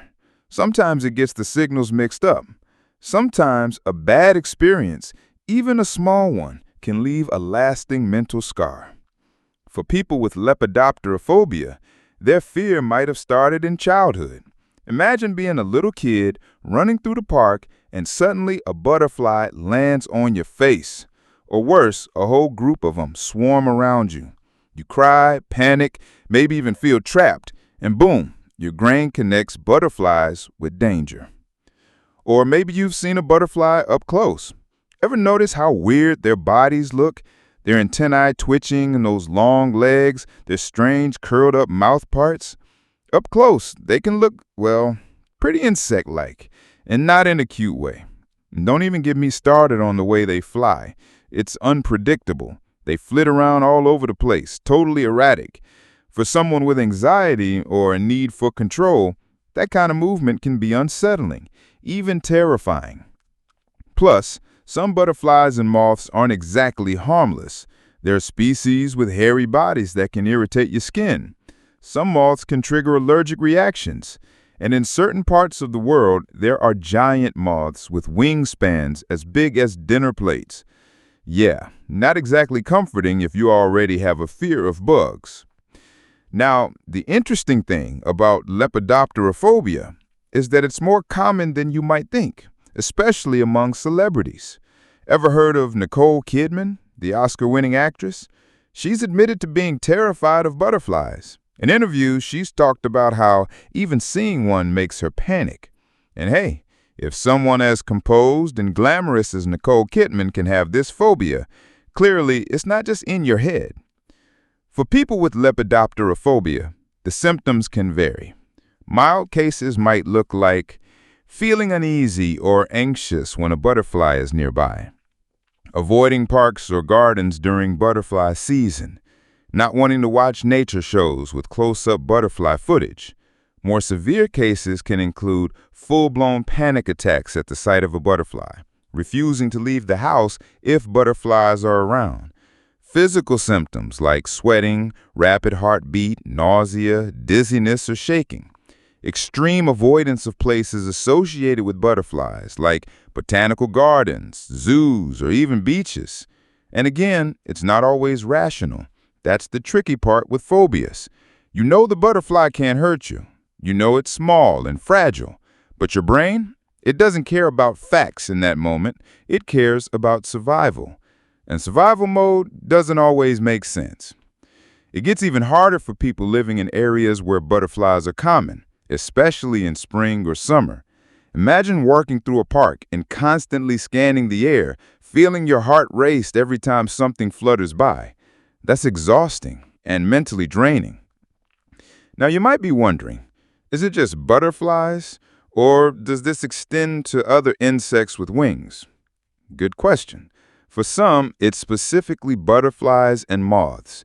For others, it can generalize to other winged bugs, bees, wasps, even dragonflies. It depends on the individual and their specific triggers. The good news is, like most phobias, Lepidopterophobia is treatable. The most common approach is 1. Cognitive behavioral therapy. This helps people identify the irrational thoughts fueling their fear and slowly replace them with calmer, more realistic ones. 2. Exposure therapy. Gradual, controlled exposure to butterflies, starting with pictures, videos, then maybe visiting places where butterflies are present, can help desensitize the brain over time. 3. Relaxation techniques. Breathing exercises, mindfulness, and grounding techniques can help manage physical symptoms during anxious moments. And 4. Medication.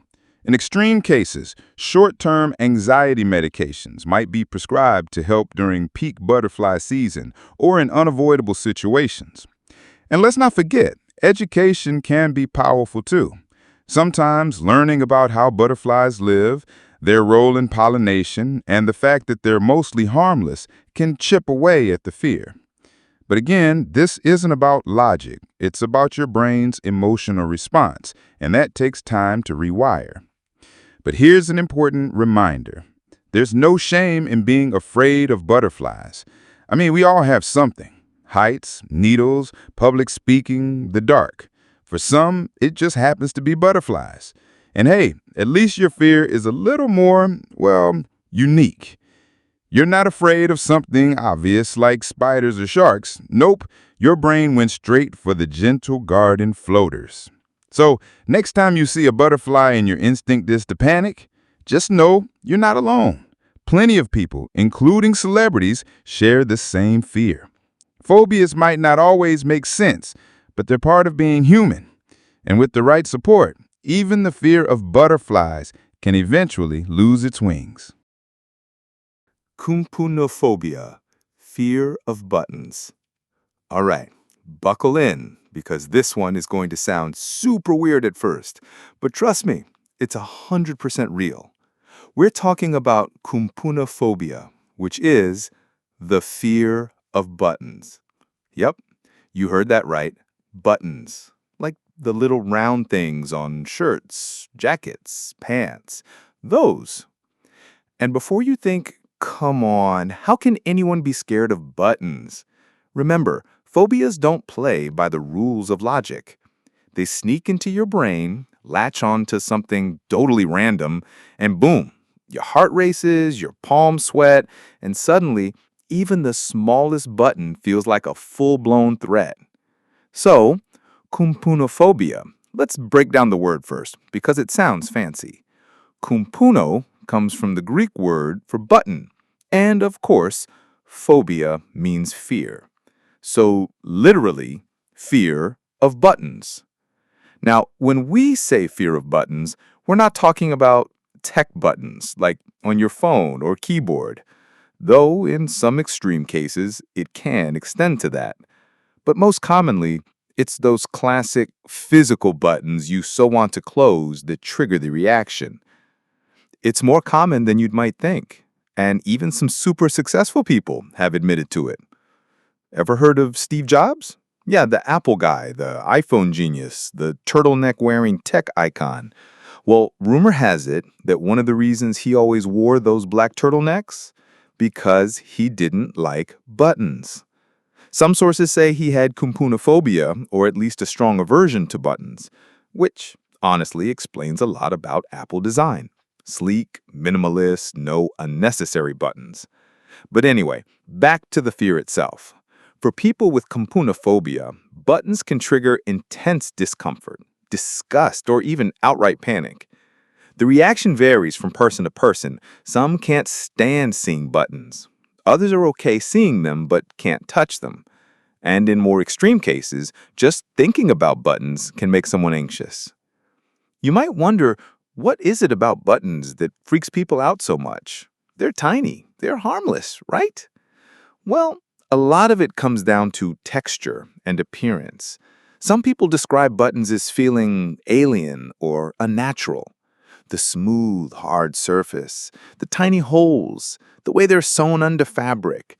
It can create this unsettling sensation, kind of like how some people react to nails on a chalkboard or certain repetitive patterns. Speaking of patterns, you know how some people have trypophobia, the fear of clusters of small holes? Buttons can sometimes trigger a similar response. The little sewing holes grouped together might set off that discomfort in the brain. And there's also an association factor. Many phobias are rooted in childhood experiences. Imagine being a kid and choking on a button.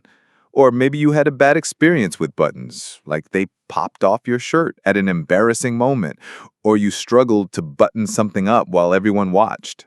That tiny moment of panic or humiliation, it sticks. Your brain says, okay, buttons are the enemy now. And over time, that fear grows. For some, it's not even rooted in a specific traumatic event. It's more of a sensory thing. Buttons simply feel wrong to them, in the same way that certain textures like velvet or chalk creep some people out. The symptoms of Koumpounophobia can range from mild to severe. Mild symptoms might look like avoiding clothes with buttons, feeling uncomfortable when seeing buttons on others, preferring zippers, snaps, or Velcro instead. More severe symptoms can include panic attacks at the sight or thought of buttons, nausea, sweating, rapid heartbeat, refusing to touch clothes that have buttons, avoiding places like clothing stores altogether, difficulty functioning normally in environments where buttons are everywhere. And think about it, buttons are everywhere. Shirts, coats, pants, dresses, even furniture and accessories sometimes have decorative buttons. That means for someone with Koumpounophobia, everyday life can feel like a minefield.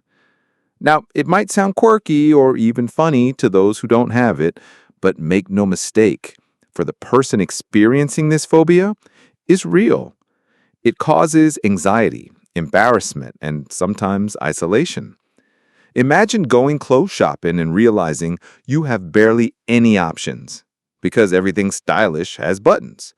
Or going to a job interview, but you can't wear a proper shirt because the thought of buttons makes your skin crawl. And social situations, even trickier. People might not understand. They might tease or pressure you. It's just a button. What's the big deal? But phobias aren't logical. It's not a conscious choice. It's your brain flipping the panic switch without your permission. The good news is, like most phobias, Koumpounophobia is treatable. Here are the common approaches. 1. Cognitive behavioral therapy, or CBT. This helps people identify the irrational fears and slowly reframe their thinking around buttons. Over time, the brain learns that buttons aren't dangerous, they're just buttons. 2. Exposure therapy. Gradual, controlled exposure to buttons can help desensitize the brain. It might start with looking at pictures of buttons, then holding one, eventually progressing to wearing clothes with buttons, all at a comfortable pace. 3. Desensitization techniques. Relaxation exercises like deep breathing, visualization, or mindfulness can help manage the anxiety in triggering situations. 4. Support groups. Talking to others with similar phobias can help reduce feelings of shame or isolation.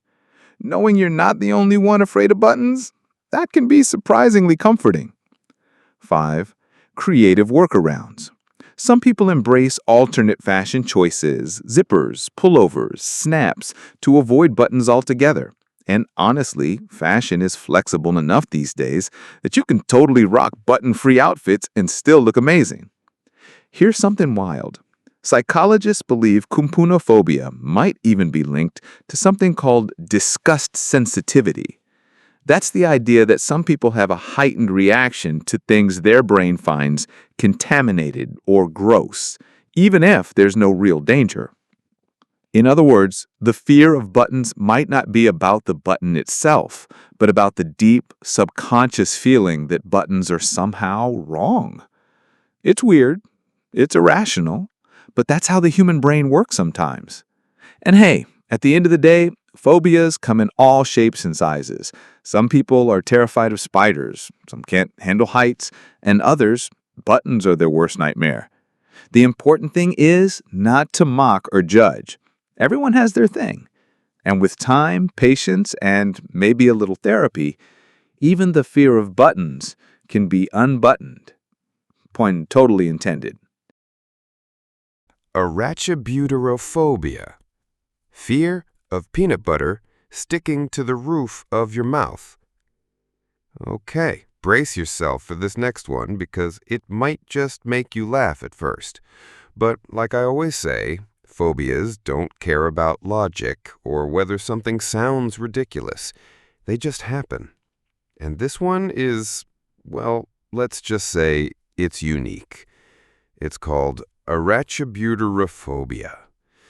Yep, a mouthful of a word for the fear of peanut butter sticking to the roof of your mouth.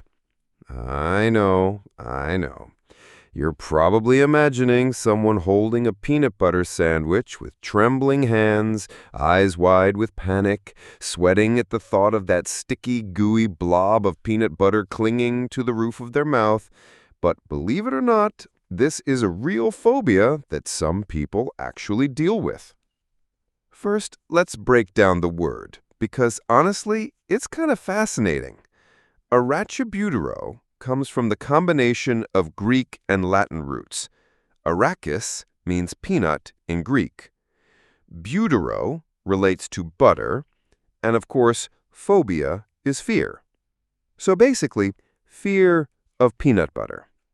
But not just peanut butter itself, specifically that awful sticky feeling when it glues itself to the roof of your mouth like some kind of edible cement. Now, before you completely dismiss this as bizarre, think about it for a second. If you've ever eaten a spoonful of peanut butter, especially that extra thick, extra creamy kind, you probably know the feeling. It sticks. It clings. It almost feels like your mouth is glued shut. And for most people, it's annoying at worst, maybe mildly uncomfortable. But for people with Arachibutyrophobia, that feeling can trigger full-on panic. We're talking heart racing, sweaty palms, shallow breathing, the fear that they're choking or won't be able to breathe properly. It turns a harmless snack into a stressful, anxiety-filled situation. For some people, the fear is specifically about the choking aspect. They worry that the peanut butter will block their airway, that they won't be able to swallow, that they'll suffocate. It taps into that primal fear of choking, one of the most basic human fears out there. For others, it's more about the texture itself. That sticky, pasty sensation feels overwhelming, almost like a sensory overload. It can trigger disgust, discomfort, and even a deep sense of claustrophobia, even though it's happening inside their mouth. And for some, it's both. The weird part is, most people with this phobia don't have an issue with peanut butter as a food, as long as it doesn't go near the roof of their mouth. They might even enjoy the taste, or be totally fine with peanut butter-flavored snacks, cookies, or desserts. But the moment that sticky stuff threatens to cling to the top of their mouth, game over. Let me paint you a picture. Imagine you're at a party. Someone offers you a peanut butter cookie. You politely decline. They push it on you, saying, "Come on, it's just peanut butter." You freeze. Your mind starts racing. All you can think about is that awful moment where peanut butter glues itself to the roof of your mouth, you can't talk, you can't swallow, and suddenly panic sets in. Your heart's pounding, you feel the walls closing in. It's just a cookie to them, but to you, it's a nightmare waiting to happen. Sound extreme? Maybe, but that's how phobias work. They hijack your brain and override logic completely. Where does this fear come from? Well, like most specific phobias, there isn't always a clear answer. For some people, it might be tied to a bad childhood experience. Maybe they really did choke on peanut butter as a kid, or they panicked when it got stuck in their mouth, couldn't get it off, and that moment left a lasting mark. For others, it's a more general fear of choking, or a form of texture aversion, like how some people can't stand the feel of slime, wet cotton, or certain fabrics. Interestingly, Arachibutyrophobia sometimes overlaps with Globophobia, the fear of choking or suffocation, and even sensory processing disorders where certain textures feel unbearably uncomfortable. And hey, even pop culture has had a little fun with this fear. Remember those old-school peanut butter commercials? You know, the ones where people try to talk after eating peanut butter and they're just making weird, sticky noises because their mouth is basically glued shut? Yeah, those probably didn't help anyone with this phobia. If anything, they highlighted exactly what they're afraid of. And let's be real, peanut butter is sticky. That's kind of whole its personality. It's delicious, sure, but it's clingy. It gets everywhere. Roof of your mouth, between your teeth, sometimes even stuck to your spoon for eternity. And for some people, that's just too much to handle. The symptoms of Arachibutyrophobia can include avoidance of peanut butter altogether, panic attacks when thinking about eating peanut butter, physical discomfort, gagging, or nausea at the idea of it sticking to their mouth, avoiding social situations where peanut butter might be served, anxiety in grocery stores or restaurants where peanut butter is present. And before you think it's only about peanut butter, for some extreme cases, it extends to other sticky foods like caramel, marshmallows, certain candies, or anything that creates that same clingy, suffocating sensation. But here's the hopeful part. Like most phobias, this one is totally manageable with the right approach. Here's what can help. 1. Gradual exposure therapy. Starting slow. Looking at peanut butter. Watching someone else eat it. Progressing to holding it. Maybe eventually trying a tiny, controlled bite with water nearby to prove that it's safe. 2. Cognitive behavioral therapy, CBT. Talking with a professional to unpack the root cause of the fear. maybe identifying that it's not really about peanut butter, but about control or fear of choking or a past embarrassing moment. 3. Substitution techniques. For those who love the flavor but not the texture, alternatives like peanut butter powder, peanut butter flavored snacks, or super smooth thin spreads can be a game changer. 4. Breathing and relaxation exercises. Learning to calm the body's panic response before it spirals. Deep breaths, mindfulness, grounding techniques. These can all reduce the overwhelming reaction. And here's something fun. Some people with this phobia have embraced it with humor. They wear "I survived peanut butter" shirts. They jokingly refer to themselves as members of the No PB Club. They turn the fear into a quirky personality trait. And honestly, good for them. Because owning your fears, that's pretty brave. At the end of the day, whether it's peanut butter, spiders, heights, or even buttons, fear is fear, and it deserves understanding, not judgment. So next time you make a P&J sandwich, maybe take a second to appreciate that for some folks, that creamy, delicious spread is way more intimidating than you ever thought possible. And hey, now you've got a fun, weird fact to impress people at parties.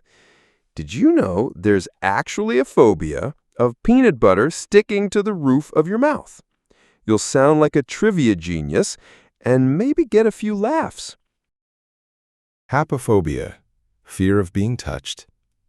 All right, buckle in, because this next phobia is one that might hit a little closer to home for some people, even if they don't realize it. It's called Haphephobia, the fear of being touched. Yep, you heard that right. Some people have an intense, overwhelming fear or anxiety response when someone tries to touch them.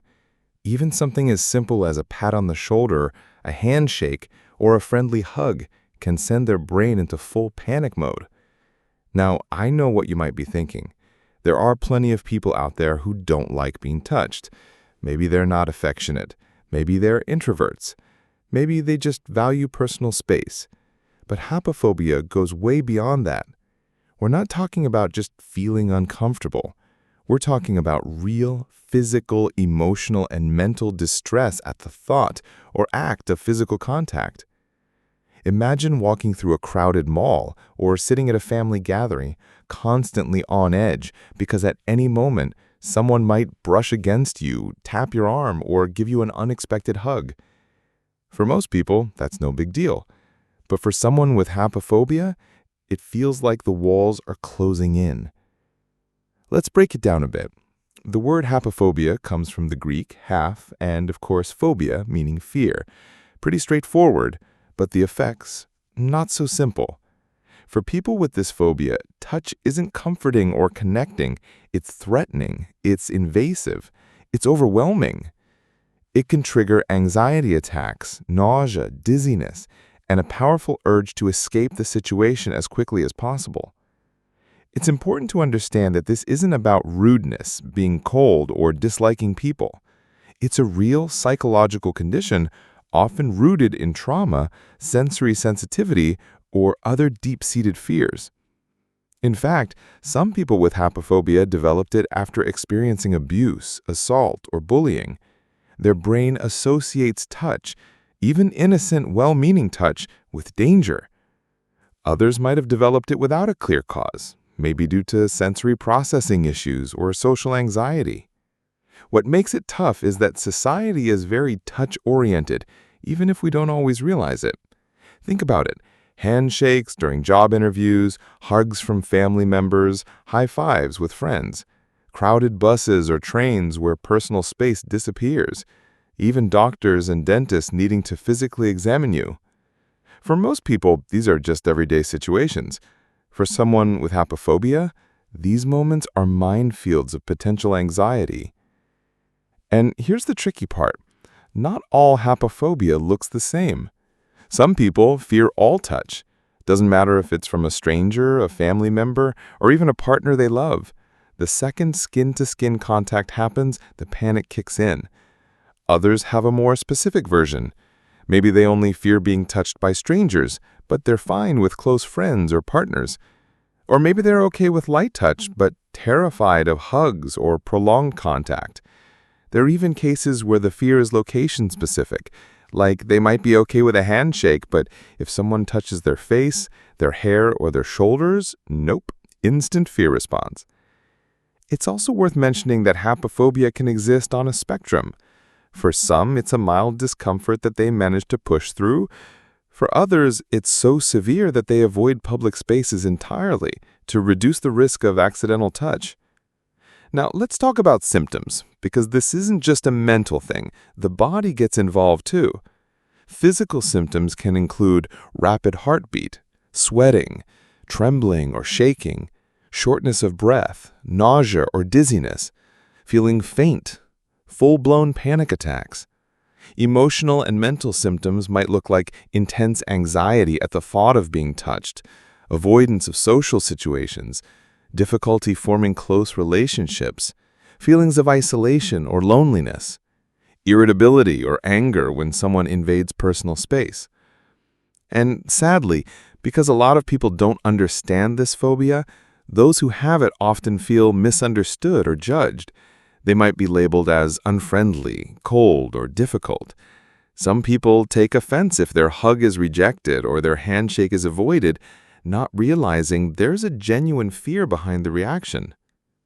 The good news is, like most phobias, haphephobia is manageable, though it takes time, patience, and often professional help. Here are some ways people cope or work through it. Therapy, especially cognitive behavioral therapy, CBT.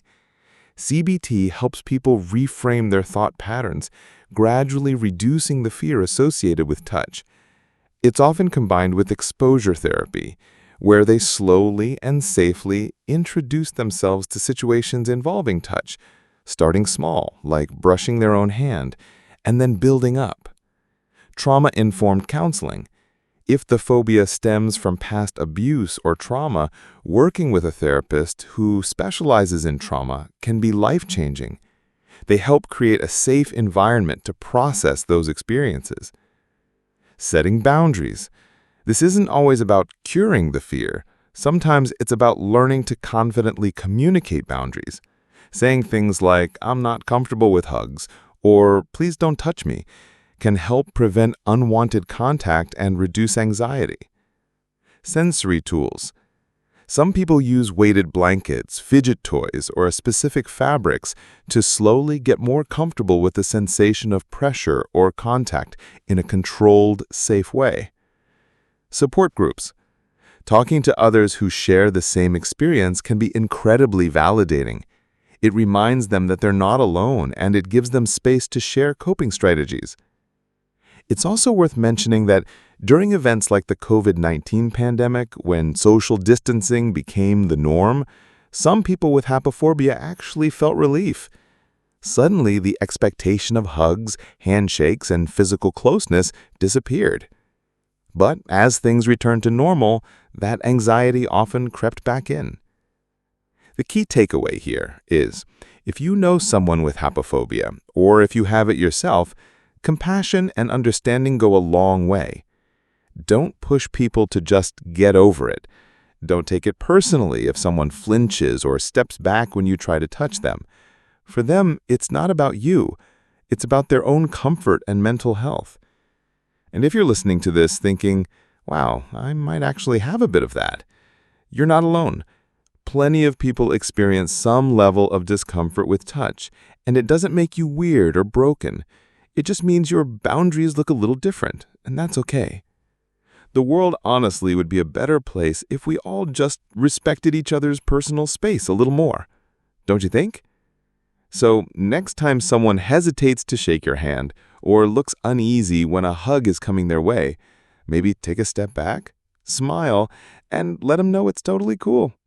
You never know what invisible battle they're dealing with.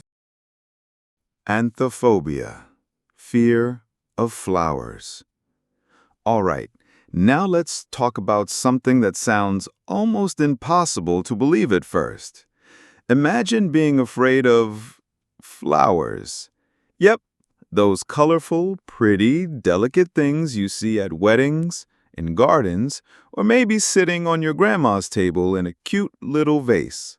For most people, flowers are all about beauty, love, happiness, maybe even romance. But for someone with anthophobia, flowers are anything but lovely. Anthophobia is the intense, irrational fear of flowers. It doesn't matter if it's a single rose, a whole garden of tulips, or even a harmless little daisy growing in the sidewalk crack. For people with this phobia, flowers aren't symbols of peace. They're a source of anxiety, discomfort, and sometimes full-on panic. And before you chuckle and think, oh, come on, how can anyone be scared of flowers? Remember, that's exactly what makes phobias so tricky. They're not logical. They're not based on actual danger. They're wired deep into the brain in a way that makes the fear feel completely real, no matter how harmless the object seems to others. So let's break this down. Where does this fear come from? Well, like many phobias, it can develop from a traumatic experience, even if it seems silly to outsiders. Maybe someone had a scary encounter with a bee or insect hiding inside a flower as a kid. Maybe they were forced into a garden where they felt trapped or overwhelmed.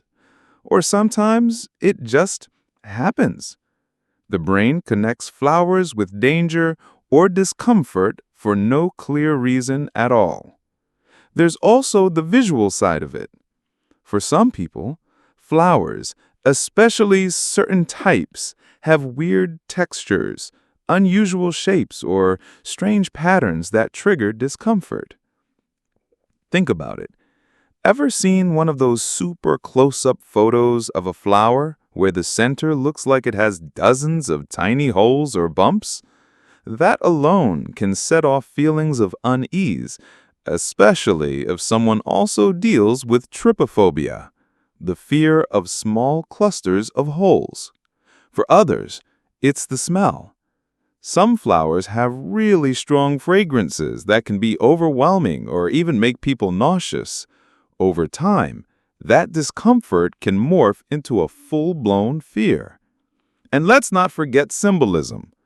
In some cultures or families, flowers, especially certain kinds like lilies or chrysanthemums, are associated with funerals, death, or mourning.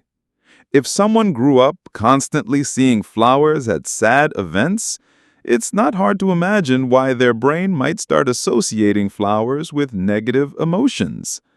But here's the interesting part. Anthophobia doesn't always mean a person is scared of all flowers. It can be very specific. Some people might only be afraid of flowers that are large or brightly colored, flowers with strong scents, certain species like roses with sharp thorns, flowers in large groups like a field or bouquet. Meanwhile, others can't even handle the image of a flower, whether it's a real one, a photo, or even a drawing. Yup, even cartoons of flowers can set off anxiety for some people. So, what does this actually look like in real life?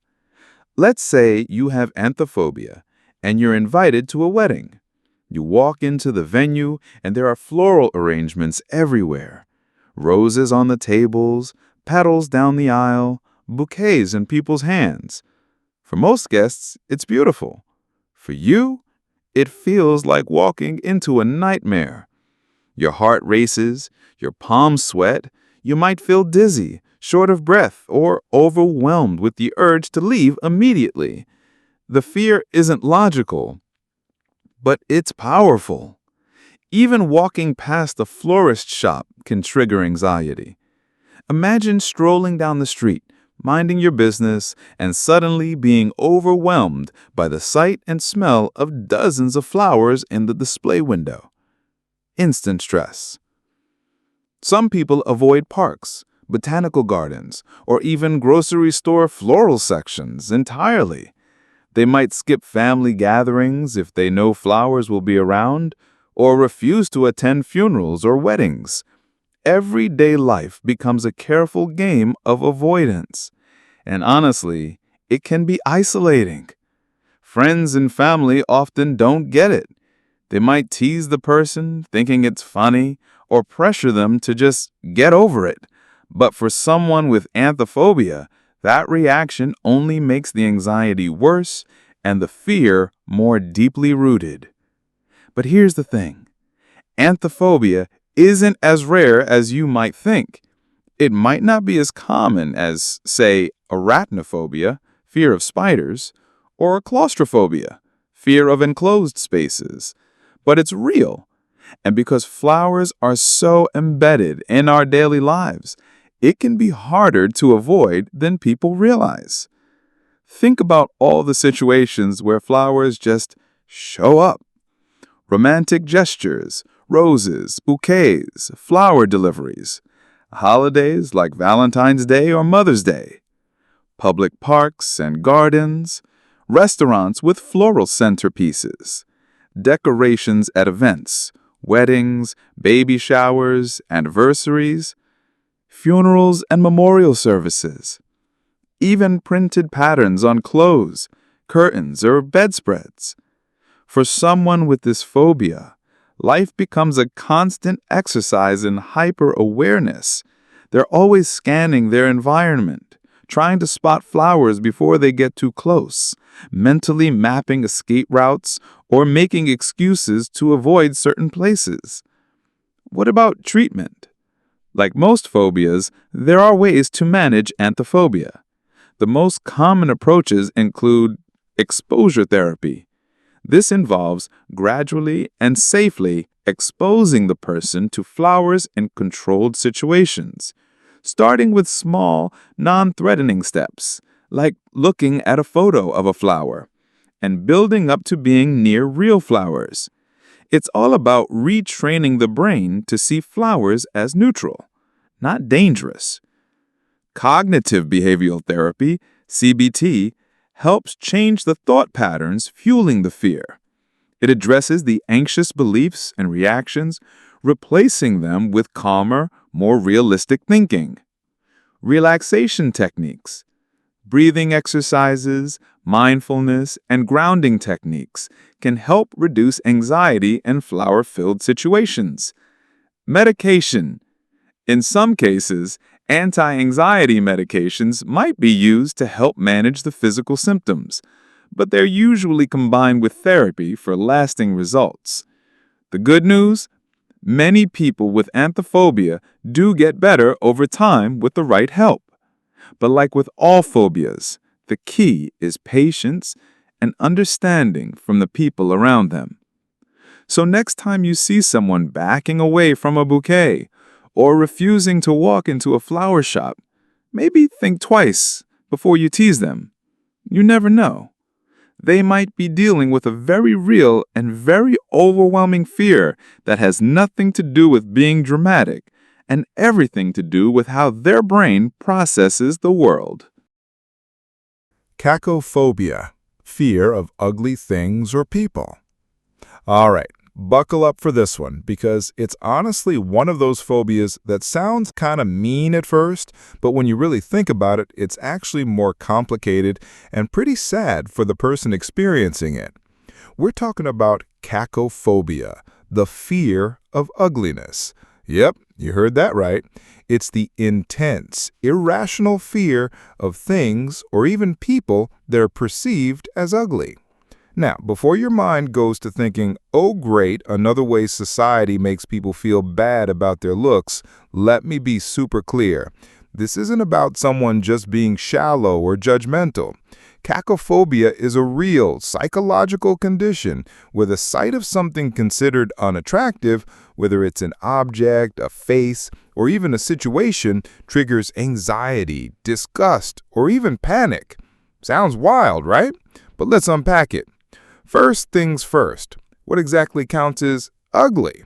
Well, that's part of what makes cacophobia so tricky, Beauty and ugliness are super subjective. What one person finds unattractive, another person might find totally fine or even beautiful.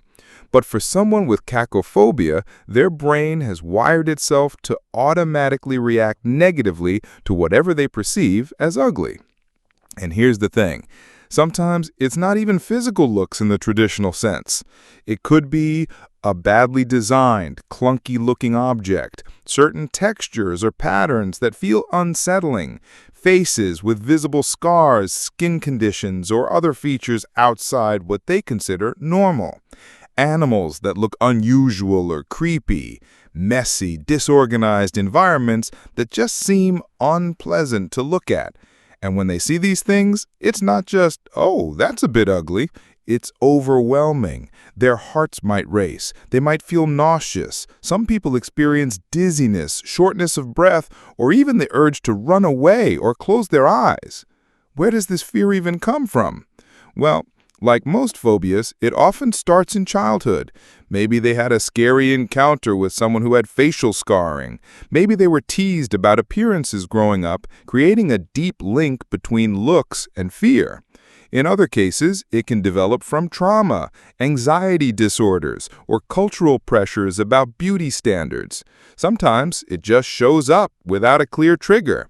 And no, it's not always about being cruel or judgmental. A lot of people with cacophobia actually hate that they feel this way. They know it's irrational. They don't want to hurt anyone's feelings, but their brain reacts automatically, and that reaction feels impossible to control. Imagine living like that. Let's say you're walking down the street and you see someone with visible scars or a skin condition. For most people, it's no big deal. They might not even notice. But for someone with cacophobia, their anxiety spikes instantly. They might cross the street, avoid eye contact, or feel physically ill. It's not about disliking that person. It's about their brain going into panic mode over appearances. Or picture this, you're shopping for furniture. You see an oddly shaped, clunky-looking chair that feels totally wrong to your eyes. For most people, they just shrug it off as bad design. But for someone with cacophobia, just looking at that chair makes them deeply uncomfortable, anxious, maybe even shaky. It's exhausting. The world is full of things and people that don't fit into neat beauty standards. Trying to avoid them all? Pretty much impossible. And socially, it's rough. People with this phobia often get labeled as shallow, mean, or judgmental. But the truth is, they're stuck in a constant battle with their own brain. They might avoid social situations, public places, or even online spaces for fear of encountering something that triggers their anxiety. Dating? Super complicated. Imagine wanting to connect with someone, but the moment you notice something your brain labels as unattractive, you're flooded with fear and discomfort. It's not about being picky, it's literally your nervous system hijacking the moment. Friendships can suffer too. Maybe they avoid certain people or situations, but they can't always explain why. And explaining this phobia? Not exactly easy. Most people just don't get it. And let's be real, society doesn't help. We live in a world obsessed with appearances. Beauty standards are everywhere, in ads, movies, social media, you name it. People get judged for wrinkles, scars, weight, skin conditions, and so much more. That constant bombardment can make cacophobia even worse. Some experts even believe the rise of highly edited, filtered images online feeds into fears like this.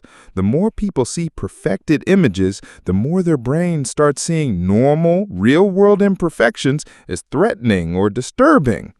But is there hope for people with cacophobia? Absolutely. Like other phobias, this one can be treated. It might take time, patience, and a lot of self-compassion, but it's doable. The most common treatments include cognitive behavioral therapy, or CBT. This helps reframe negative thoughts and challenge the distorted beliefs fueling the fear. Exposure therapy, gradually facing the things they find ugly in a safe, controlled way, helping the brain rewire its fear response. mindfulness and relaxation. Techniques like breathing exercises and grounding can help reduce anxiety in triggering situations. Support groups or counseling. Talking to others who understand can ease the isolation and help build coping strategies. Here's the bottom line. Cacophobia isn't about being a bad person. It's about fear. It's about the brain reacting to something in a way that doesn't make sense to most people, but feels completely overwhelming to the person living with it. And while it might seem unusual, it's more common than you think, especially in a world so hyper-focused on appearances. So the next time you hear about someone with this fear, try to set the judgment aside. It's not about vanity, it's not about being mean, it's about anxiety, wiring, and the way our brains can sometimes twist even the most everyday things into sources of discomfort. Phobophobia, fear of phobias itself. Okay, buckle in, because this one is seriously like the inception of fears. You know that movie where everything's a dream within a dream? Well, this phobia is kind of like that, but with fear itself. It's called Phobophobia, which, yep, literally means the fear of phobias. Sounds ridiculous at first, right? Like, how can you be scared of being scared? But stick with me, because this one is actually way deeper than it seems. And for the people who deal with it, it can be completely life-altering. So, what exactly is phobophobia? In simple terms, it's when someone develops an irrational, intense fear of experiencing fear itself. It's not just about being afraid of, say, spiders or heights or clowns. It's about being afraid of the feeling of fear, the anxiety, the racing heart, the sweaty palms, the dizziness, all of it. And yeah, I know what some people might be thinking. Isn't everyone kind of scared of being scared? But here's the thing. For most of us, fear is situational. You get scared when you see a snake, or when you hear a strange noise at night, or when you're about to give a big presentation. But for someone with phobophobia, the fear is constant. It's anticipatory. They're not just scared of specific things. They're scared that something, anything, could trigger that horrible, overwhelming fear response. Imagine living like that for a second. You wake up in the morning, and the first thought isn't about breakfast or your to-do list. It's, what if I get scared today? You go outside, and your brain's constantly on high alert, scanning for anything that might trigger panic. It could be a crowded place. It could be a sudden noise. It could literally be nothing at all, just your body deciding, hey, let's freak out now.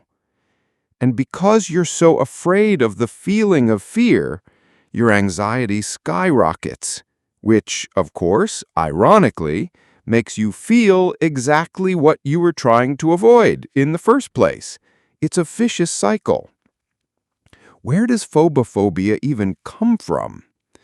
Well, like a lot of phobias, it often starts with anxiety disorders or past traumatic experiences. Maybe someone had a really intense panic attack once, heart racing, chest tightness, feeling like they couldn't breathe, and it scared them so badly that now they're terrified of ever feeling that way again. So now, even just the thought of being in a situation that might cause anxiety is enough to trigger full-blown fear. For others, it develops after struggling with other phobias. Let's say you've got a fear of flying. After a few terrifying experiences, your brain starts connecting any fear response, even unrelated ones, with danger. Eventually, you're not just scared of flying, you're scared of fear itself. And for some people, it seems to appear out of nowhere, No clear cause, just this overwhelming, constant anxiety about experiencing anxiety. It's basically a fear feedback loop. Fear to anxiety about feeling fear, to more anxiety. It builds and builds until even totally harmless situations feel terrifying. It can get so bad that people with phobophobia start avoiding anything that might trigger anxiety. Crowded places, social situations, public speaking, even going to work or leaving the house. In extreme cases, it can lead to agoraphobia, where people feel safest staying inside, isolated from the unpredictable, fear-inducing outside world. The physical symptoms? Brutal. We're talking rapid heartbeat, shortness of breath, dizziness or lightheadedness, nausea, sweating, shaking, feeling like you're losing control or going crazy. Full-blown panic attacks, sometimes daily. And because the person is so hyper-focused on avoiding these feelings, they often make it worse. The more they try to suppress fear, the more it builds up, like trying to hold a beach ball underwater. Eventually, it just explodes to the surface. What's daily life like with this phobia? Honestly, exhausting. Imagine being in a constant state of mental what if. What if I panic at the grocery store? What if I get anxious at dinner with friends? What if I have a panic attack on the bus? What if I can't control myself? What if? What if? What if? It's mentally draining. It affects work, relationships, hobbies, everything. People with phobophobia often isolate themselves. They might stop going to social events, quit jobs that feel risky, or avoid leaving their home altogether. In extreme cases, it can lead to agoraphobia, where people feel safest staying inside, isolated from the unpredictable, fear-inducing outside world. And here's the kicker. Even talking about fear, reading about it, or watching movies that involve panic can be triggering. Their brain is so wired to avoid fear that even the mention of it sets off alarm bells. Is there hope? Absolutely. Phobophobia is tough, but it's not a life sentence. With the right help, people can break the fear cycle and take back control.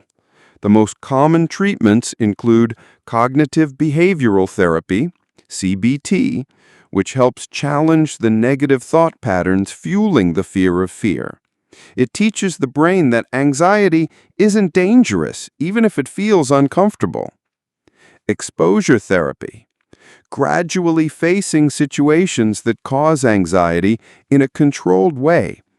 Over time, the brain learns that fear doesn't have to spiral out of control. Mindfulness and relaxation techniques, things like breathing exercises and meditation and grounding, help calm the nervous system when anxiety starts creeping in. And medication sometimes. For some, temporary use of anti-anxiety meds can ease symptoms while they work through therapy. And let's be real. It takes courage. Facing the fear of fear, that's like standing up to your own brain. But it's possible. Thousands of people have overcome phobophobia and gone on to live full, fearless lives. It's about retraining your brain, learning that fear is a normal human response, not an enemy. That the body's panic alarms are annoying, sure, but they're not dangerous. And most importantly, it's about realizing that fear doesn't have to control your life. You're stronger than your anxiety, even when it doesn't feel that way. So yeah, phobophobia sounds weird at first. A fear of fear? But when you really look at it, it's a reminder of how powerful the human mind is, and how, with the right tools, we can take back control even from our deepest fears. Optophobia, fear of opening one's eyes. All right, let's talk about one of the strangest, most mind-bending fears you probably never knew existed. Optophobia, the fear of opening your eyes. Yep, you heard that right. It's a real phobia. And no, we're not talking about people who love to sleep in or folks who are just not morning people. We're talking about an intense, irrational fear of actually opening your eyes, literally. Sounds impossible at first, doesn't it? I mean, how can someone be afraid to open their eyes? You'd think that's something we all do without even thinking, like breathing or blinking. But for people with optophobia, even the simple act of opening their eyes can be terrifying. So what exactly is going on here? Optophobia falls under the umbrella of specific phobias, meaning it's a fear focused on a particular thing or action, in this case, opening the eyes. For some people, the fear is so severe that they physically refuse to open their eyes altogether, while others might only be afraid to do so in certain situations. Now, let's be clear, we're not talking about people with vision problems or medical conditions affecting the eyes. This isn't about blindness or physical pain. This is purely psychological, a fear rooted deep in the mind. But why? What causes someone to be scared of opening their eyes? Well, like with most phobias, there's no one-size-fits-all answer, but there are a few theories. First, it could stem from trauma. Maybe someone witnessed something horrifying the moment they opened their eyes. Imagine being a kid and waking up to a house fire or opening your eyes during a car crash. That kind of intense experience can create a mental link between opening eyes and danger. Another possibility, extreme anxiety or panic disorders. Some people develop optophobia because they're so overwhelmed by fear of the world around them, the sights, the people, the potential threats, that keeping their eyes closed feels like the only safe option. And for a few, it connects to sensory overload. You know how some people get overwhelmed in bright lights, loud crowds, or chaotic environments? For them, opening their eyes means exposing themselves to a flood of overwhelming sights, so they avoid it altogether. Let's break down what life with optophobia might look like. It can vary from person to person. Some folks only experience it in specific settings, like being afraid to open their eyes outdoors, in bright rooms, or in unfamiliar places. Others have it so severely that they struggle to open their eyes at all, even in the comfort of their own home. Imagine waking up in the morning, but you can't open your eyes because the thought of seeing what's around you terrifies you. Or walking through life with your eyes closed, relying on touch, sound, and memory to navigate your environment. Some people might keep their eyes only partially open, squinting constantly, avoiding eye contact, and generally living in this half-blinded, hyper-vigilant state.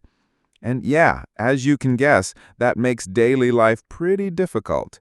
Simple tasks like walking down the street, crossing a room, reading a book, or even watching TV become nearly impossible. Relationships suffer. Social situations become anxiety-filled nightmares. Going to school, work, or even running errands, forget about it. It's incredibly isolating. Many people with optophobia end up avoiding the outside world altogether, preferring the safety of a dark room with their eyes shut tight. But here's what makes this phobia even more complicated. It's not just about seeing scary things. It's about what opening your eyes symbolizes. For some, opening their eyes represents being vulnerable. It's a way of acknowledging reality, facing the world with all its unpredictability, danger, and chaos. Keeping their eyes closed, on the other hand, feels like protection, like building a little barrier between themselves and everything out there. It's similar to how some people avoid reading the news because they can't handle hearing about all the bad stuff happening. But for optophobia sufferers, that avoidance happens on a physical level, with their own eyes. What about the physical and emotional symptoms? Along with the intense fear, optophobia often comes with racing heart, shortness of breath, sweating, shaking, nausea, dizziness, panic attacks, extreme avoidance behaviors. In some cases, the fear is so overwhelming that people can't function at all. They stay indoors, in the dark, with curtains drawn, lights off, anything to avoid the risk of having to open their eyes in a way that triggers their phobia. Now, I know what you might be wondering. Can this phobia be treated? Absolutely. But, and this is important, it takes time, patience, and the right support. The go-to approach is usually cognitive behavioral therapy, or CBT. It helps people understand the irrational thought patterns fueling their fear and teaches them healthier, more realistic ways to respond. Exposure therapy is also key. That means gradually and in a safe, controlled environment, facing the fear step by step.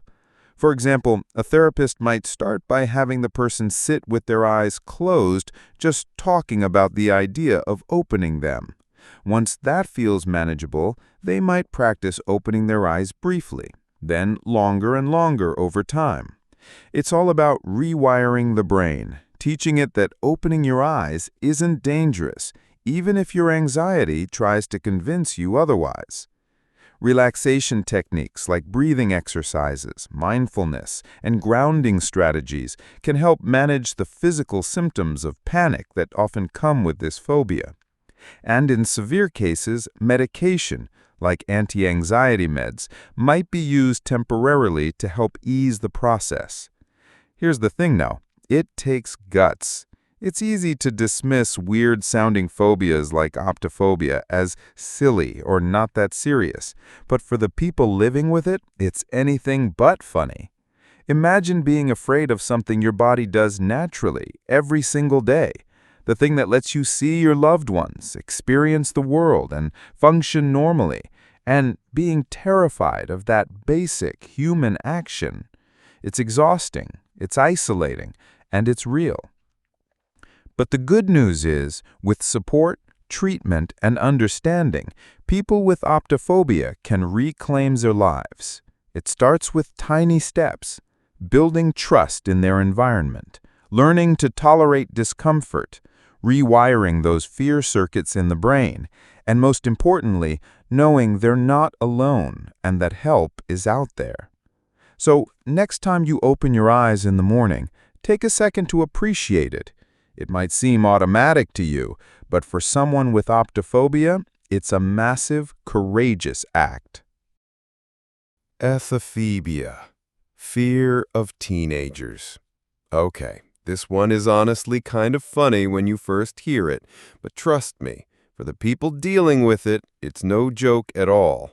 We're talking about ephebiphobia, the fear of teenagers.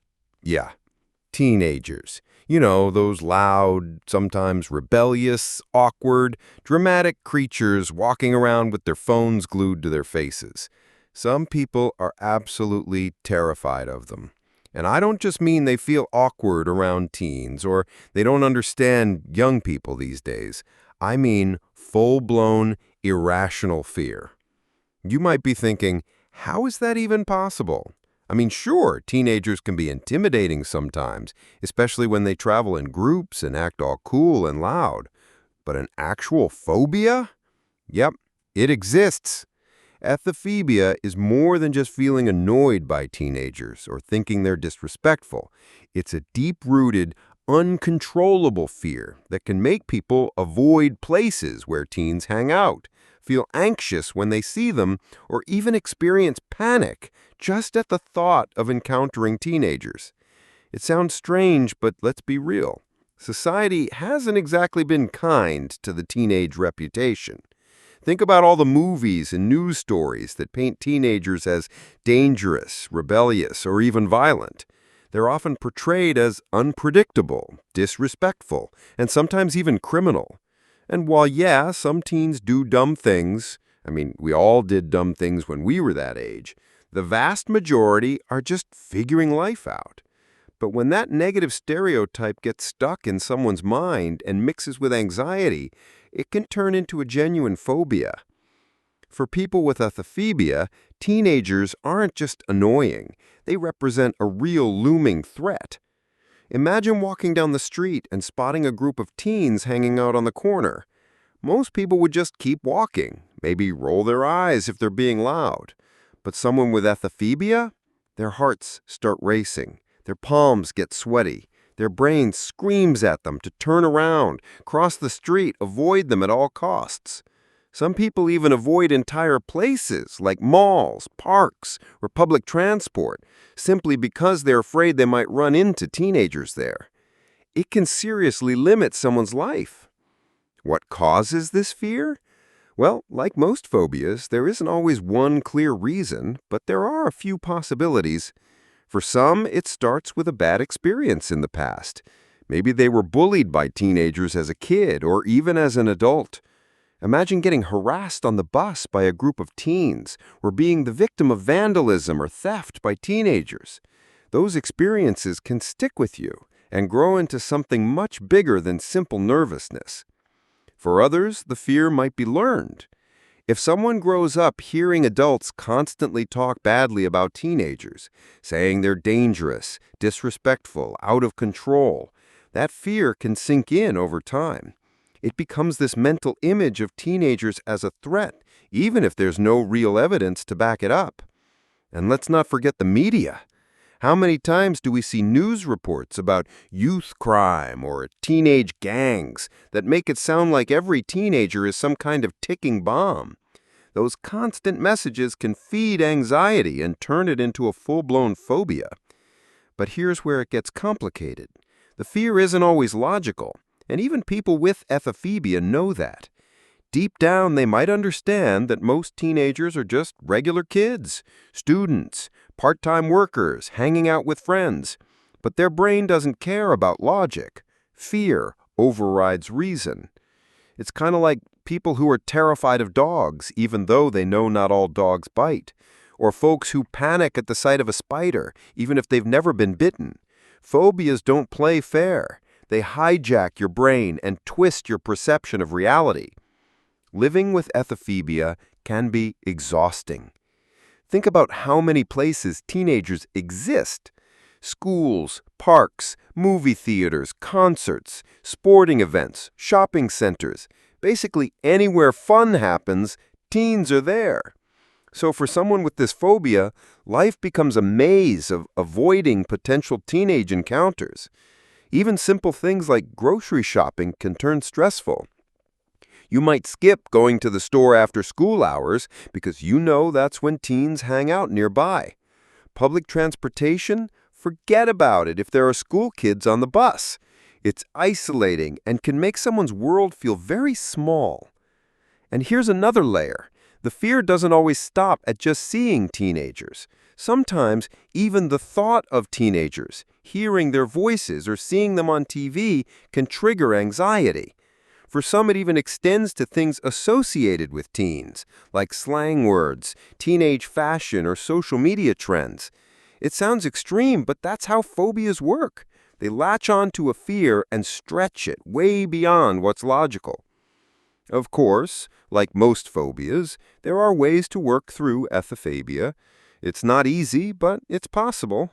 One of the most common approaches is therapy, especially cognitive behavioral therapy. That helps people untangle the irrational thoughts fueling their fear. A therapist might help them explore where the fear comes from, challenge those beliefs, and gradually expose them to situations involving teenagers in a safe, controlled way. Over time, they might practice walking past groups of teens, sitting near them in a cafe, or even having conversations with them. The goal isn't to force the fear away overnight, but to slowly retrain the brain to see teenagers as they really are. Just young people, not monsters. Some people also find relaxation techniques helpful. Things like breathing exercises, mindfulness, or even visualizations to stay calm when they encounter teens in real life. And education helps too. The more someone learns about teenagers, their development, challenges, and real-life statistics, the easier it becomes to break down those exaggerated fears. Most teens aren't dangerous or disrespectful. They're just figuring life out, the same way everyone else did at that age. At the end of the day, Ephebiphobia might sound bizarre, but for the people dealing with it, it's a daily struggle. It limits their freedom, isolates them from society, and feeds unnecessary anxiety. But with the right help, that fear doesn't have to run the show. It takes patience, courage, and often a bit of humor to work through something like this. But it's worth it, because life's too short to be afraid of kids just trying to grow up. Panphobia, fear of everything. All right, buckle in for this one, because we're about to talk about a phobia that honestly sounds like the ultimate nightmare. It's called panphobia. And yep, it's pretty much exactly what it sounds like. The fear of everything. I know, that sounds impossible, right? Like, how can someone be afraid of literally everything? But stick with me here, because panphobia isn't as simple as walking around screaming at every object or living thing you see. It's more like this constant, overwhelming sense of fear, but you don't even know what you're afraid of. People with panphobia live in this fog of anxiety, where danger feels like it's lurking everywhere, but there's no clear source. Imagine waking up in the morning with your heart racing, your chest tight, and your brain convinced something bad is going to happen, but you have no idea what or why. It's like your mind is stuck in danger mode all the time, but there's no monster to point at, no spider to squash, no dark alley to avoid. Some experts even call it a non-specific fear. It's not like being afraid of heights or snakes where you can clearly say, that's what scares me.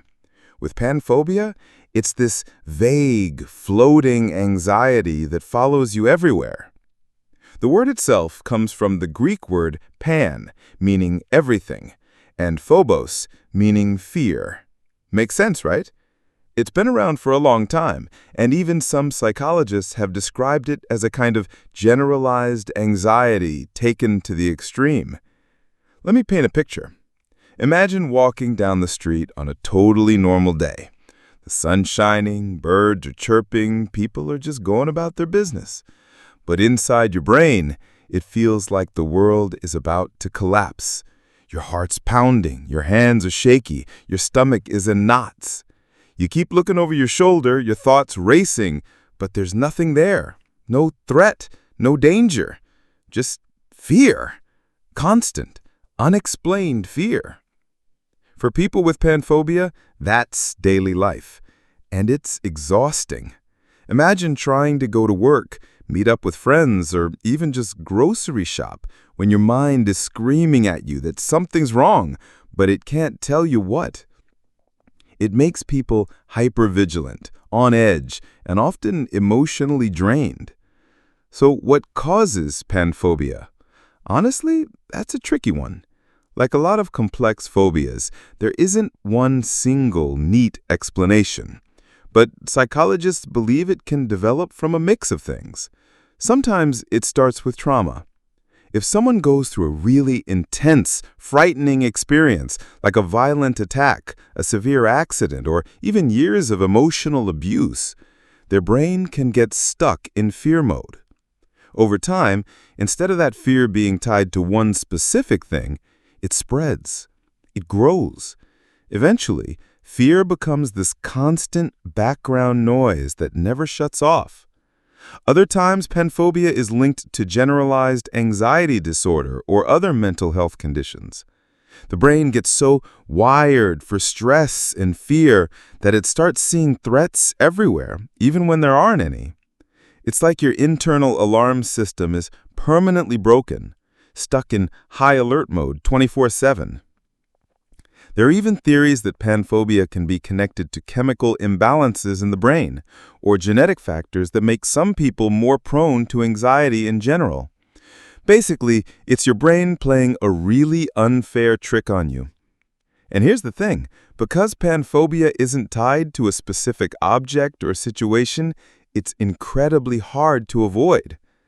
With something like a fear of spiders, you can at least avoid dark corners or keep an eye out during hikes. But with panphobia, fear is everywhere and nowhere. It's like being trapped in a never-ending horror movie where the monster never actually shows up.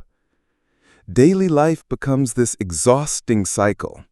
People might avoid going out entirely because the outside world feels overwhelming and dangerous.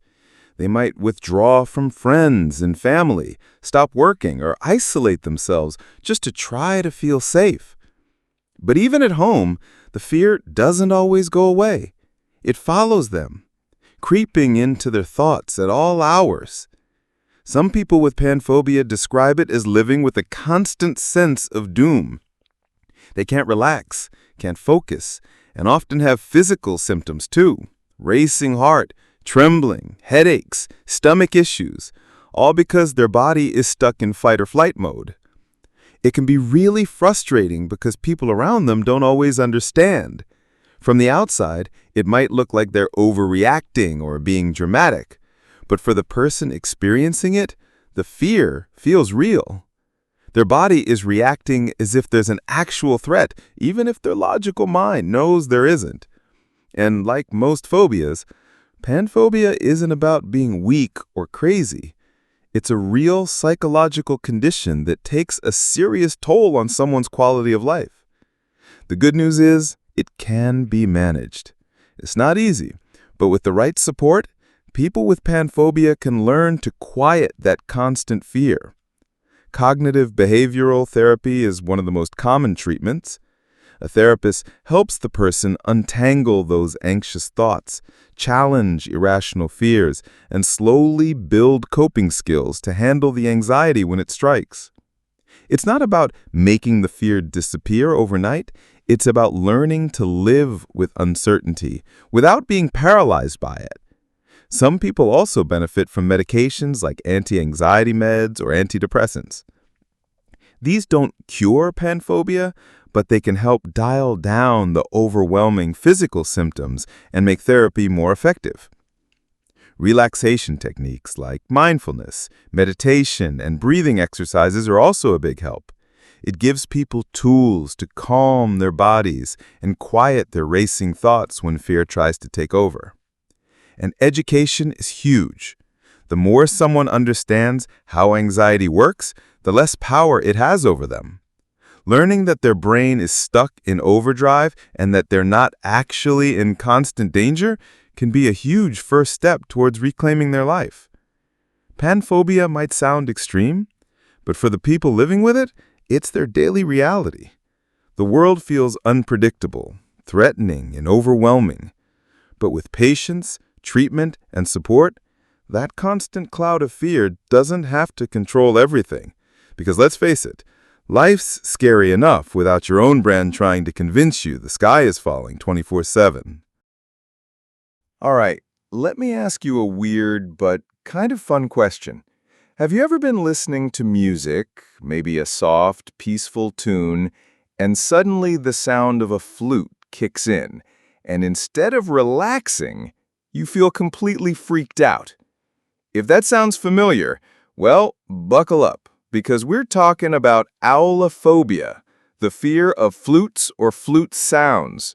Yep, you heard me right. Not fear of snakes, not fear of the dark, fear of flutes. That innocent little instrument that people usually associate with fairies, gentle melodies, and relaxing music. For someone with Aulophobia, that sound is the stuff of nightmares. So first, where does this come from? How does someone end up being terrified of flutes, of all things? Well, like most phobias, there isn't always a super clear explanation. But let's break down some possibilities.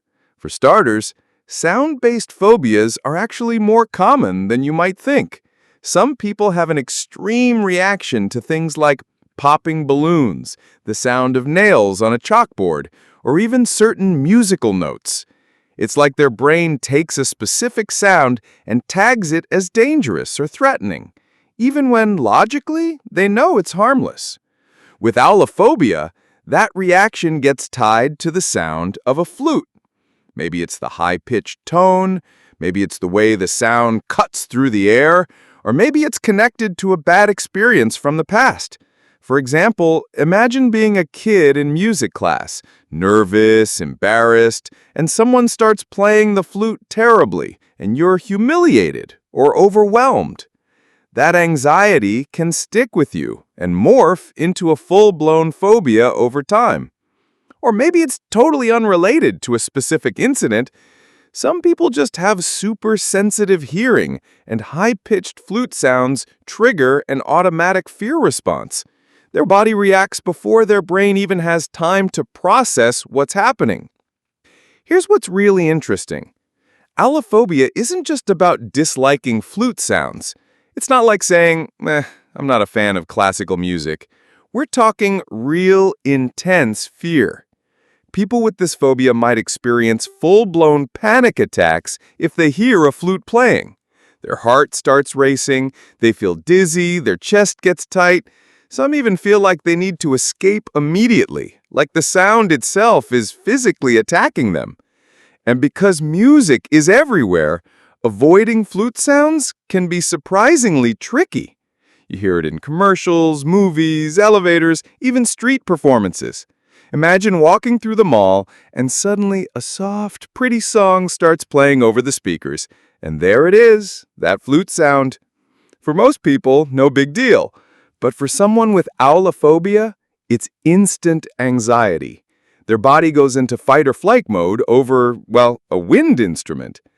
And honestly, it's easy for people to joke about this phobia. Afraid of flutes? Come on! But here's the thing. Phobias don't always make logical sense. The fear is real, even if the trigger seems silly to other people. It's not about whether flutes are dangerous. It's about how the brain interprets that sound. Aulophobia falls under the category of specific phobias, which means it's an intense, irrational fear of a particular object or situation. And like all specific phobias, it can be incredibly disruptive to daily life. Think about it. Music is basically unavoidable. Weddings, movies, concerts, holiday parties, even school events often feature musical performances with flutes. So if you have Aulophobia, you might start avoiding these situations entirely. That means missing out on social events, feeling isolated, and constantly worrying that you'll unexpectedly hear that dreaded sound. It can even creep into places you wouldn't expect. YouTube videos, social media clips, nature documentaries. Flutes have a sneaky way of popping up everywhere. And each time they do, it can trigger that wave of panic all over again. So, what does this actually feel like? People with Aulophobia often describe the reaction as immediate and physical. As soon as they hear a flute, their heart rate skyrockets, they might feel short of breath, dizzy, or lightheaded. Some people break out in a cold sweat, get shaky hands, or feel nauseous. It's like their body goes into full emergency mode over a sound. Mentally, it can be just as overwhelming. There's the anxiety, of course, that gripping, inescapable fear, but it's also embarrassing. People worry about how they'll react in public or how others will judge them. And because the phobia seems so weird or minor to other people, they often don't take it seriously. That just adds to the stress and isolation. Now, let's get nerdy for a second. The brain's fear response happens in the amygdala, that little almond-shaped part deep in your brain that controls emotions like fear and aggression. When you develop a phobia, your amygdala starts overreacting to harmless things, like flute sounds, treating them as threats. It sends out panic signals, triggering your body's fight-or-flight response, even though, logically, you know there's no real danger. And because the brain is super good at making associations, the more often you feel fear when you hear a flute, the more your brain strengthens that connection. It becomes a vicious cycle. Fear leads to avoidance, avoidance reinforces the fear, and round it goes. So what can you do about Aulophobia? Well, like most phobias, it can be treated, but it takes time and effort. Cognitive behavioral therapy, CBT, is one of the most effective options. It helps people challenge those anxious thoughts, gradually expose themselves to the fear in controlled ways, and rewire their brain's response over time. For example, a therapist might start by showing pictures of flutes, then playing flute sounds at a low volume, and eventually building up to real-life situations where flutes are present. It's called exposure therapy, and while it sounds intimidating, it's been proven to work for tons of specific phobias, including the unusual ones like Aulophobia. Some people also find relaxation techniques helpful. Breathing exercises, mindfulness, and meditation can all help calm the body's panic response when that flute sound kicks in unexpectedly. In more severe cases, medication might be prescribed to help manage the physical symptoms of anxiety. It's not a cure, but it can make it easier to engage in therapy and gradually face the fear. And hey, even just talking about it helps. Phobias often feel isolating and embarrassing, but the truth is, everyone's brain has its quirks. Fear of flutes might sound bizarre, but if it's real for you, it's valid, and you're definitely not alone. So next time you hear a gentle flute melody drifting through the air, spare a thought for the folks out there battling Aulophobia. For them, it's not music, it's a full-blown anxiety trigger. But with patience, understanding, and the right help, that fear doesn't have to control their life forever. Barophobia, fear of gravity or the effects of gravity. All right, now this next one, I promise I'm not making this up. It's called barophobia, which is the fear of gravity. Yep, you heard that right. The fear of gravity itself, or more specifically, the effects of gravity. Now, at first, you might be thinking, wait, what? Gravity? You mean the invisible force that keeps us from floating off into space? How could anyone possibly be afraid of that? And honestly, fair question. But remember, phobias aren't always based on logic. They're based on how our brains react to certain things, even the ones that seem completely unavoidable, like gravity. So what exactly is barophobia all about? Well, it can show up in a few different ways, but at its core, it's this overwhelming fear or anxiety about the presence of gravity, the idea of being affected by gravity, or in some cases, the lack of gravity. For some people, barophobia is connected to a fear of falling. They become hyper-aware of how gravity constantly pulls everything down, including themselves, and it triggers anxiety. Their mind gets stuck on thoughts like, what if I fall? What if gravity suddenly pulls me harder? What if I get crushed by my own weight? And I know that sounds wild, but remember, with phobias, it's not about whether the fear makes sense.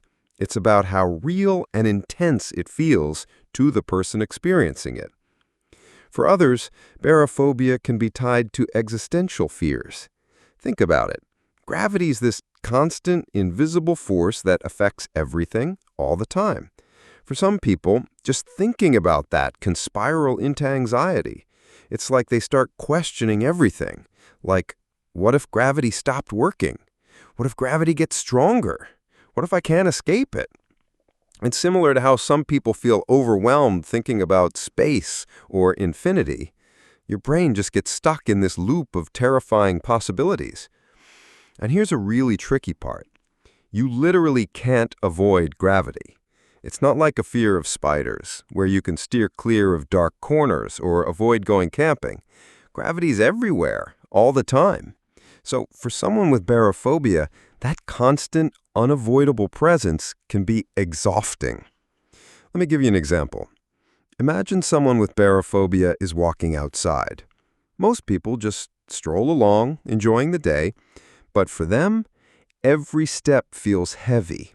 They might suddenly become hyper-aware of how gravity is pulling their body down, how their feet hit the ground, how objects fall. That awareness snowballs into anxiety, which can trigger physical symptoms like dizziness, rapid heartbeat, or even panic attacks. It's not always about falling either. Some people develop barophobia after experiencing vertigo or balance issues. Maybe they had a scary fall or a medical condition that made them feel unstable, and now their brain associates gravity itself with danger. And then there are people who fear the absence of gravity, the idea of floating uncontrollably, like in space. Their mind fixates on how fragile our connection to the ground feels, even though gravity is one of the most consistent forces in the universe. Honestly, it's fascinating how the brain can turn even something as constant and invisible as gravity into a source of fear. But that's what makes phobias so unpredictable. They can attach themselves to anything, even the laws of physics. So, what causes barophobia? Well, like most specific phobias, it can come from a few different places. One big trigger is trauma, especially anything related to falling, instability, or balance issues. Maybe someone fell from a height as a child, had a bad accident, or even experienced inner ear problems that messed with their equilibrium. Those experiences can plant the seed of fear, and over time, it can grow into a full-blown phobia focused on gravity itself. It can also be tied to anxiety disorders. People with generalized anxiety often fixate on certain concepts or ideas, and gravity, as unavoidable and mysterious as it is, can become one of those mental obsessions. Some psychologists also think barophobia can be connected to existential anxiety, that deep, unsettling fear about how small, fragile, and out of control we really are in the grand scheme of things. Gravity reminds us of how dependent we are on forces we can't see or control, and for some people, that realization sparks panic. Let's be real, the universe is kind of terrifying when you think too hard about it, but for people with barophobia, those thoughts aren't just passing curiosities, they're constant, anxiety-inducing spirals. So, what does daily life look like for someone with this phobia? Honestly, it can be really tough. Because gravity is everywhere, the fear can creep in at any moment. Walking upstairs, getting out of bed, watching something fall off a table, or even just standing still can be enough to trigger panic. In severe cases, people might avoid activities altogether. They might refuse to go outside, avoid standing on balconies, or even struggle with simple tasks like picking up objects, all because their mind is fixated on gravity and its effects. Physically, the symptoms mirror other phobias: rapid heartbeat, sweaty palms, shortness of breath, dizziness. Some people even experience derealization, that weird, detached feeling where the world doesn't seem real, which only makes the fear worse. And of course, there's the emotional toll. People with barophobia often feel isolated or embarrassed. It's hard to explain to friends and family that you're terrified of, well, the invisible force keeping everyone grounded.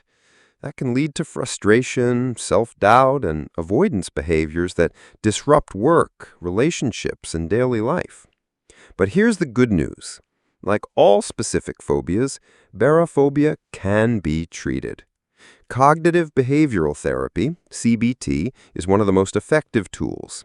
It helps people identify those anxious thought patterns, challenge them, and gradually reframe how they think about gravity. Through exposure therapy, a therapist might guide the person through situations that trigger their fear, starting small and building up as they learn to manage the anxiety. For example, they might start by simply talking about gravity, then watching videos of objects falling, and eventually practicing tasks that involve height or balance, all while teaching coping skills to handle the panic. In some cases, medication like anti-anxiety meds or antidepressants can help manage the symptoms, especially if the phobia is linked to generalized anxiety. Relaxation techniques like deep breathing, mindfulness, and grounding exercises are also super helpful. They give people tools to calm their bodies when fear starts to take over. And maybe most importantly, education helps. Learning the facts about gravity, how constant and predictable and stable it is, can slowly chip away at the irrational fear. It reminds the brain that while the universe is vast and mysterious, gravity is actually one of the few things we can count on. Barophobia might sound strange to people who've never experienced it, but for those living with it, the fear is very real. And like all phobias, it deserves understanding, compassion, and proper support. Because let's face it, the world can feel heavy enough sometimes. You don't need your own brain making gravity the enemy, too. All right. Now, let's talk about a phobia that, honestly, I think a lot of people can low-key relate to, even if they don't have it to the extreme. It's called Chronophobia. That's the fear of time, or the passing of time. Sounds kind of philosophical, right? But trust me, for people who really struggle with this, it's not just deep late-night thoughts. It's a real, intense fear that can mess with their day-to-day life in ways most people wouldn't even imagine. So let's break this down. First off, what does it actually mean to be afraid of time? Well, it can look different for different people. For some, it's a constant creeping anxiety about how fast time is passing. You know that feeling when you look at the clock and suddenly you're like, wait, how is it July already? Where did the year go? Now, imagine that feeling, but it never goes away. It's there all the time, eating at you. For others, chronophobia is more about the fear of the future. They get overwhelmed by the idea that time is always moving forward and they can't stop it. Birthdays, deadlines, aging, big life changes, all of that can trigger massive anxiety because it's a reminder that time waits for no one. There's even a version of this where people get freaked out by the idea of infinite time, like thinking about eternity or the endless nature of the universe just sends them into a panic spiral. So yeah, this phobia can get pretty deep and pretty intense. One of the most common places chronophobia shows up is actually in prison populations. It's been studied a lot in that context. Imagine being locked in a cell day after day with nothing but time to think about time. People in that situation often develop a fear of how slowly or quickly time is passing, or a dread about how much of their life they're losing while they're behind bars. But it's not just prisoners. People stuck in hospitals for long periods, elderly folks living alone, or even people dealing with depression or anxiety can all experience forms of chronophobia. It's this unsettling awareness that time is slipping away and you can't do anything about it. Now, here's where it gets tricky.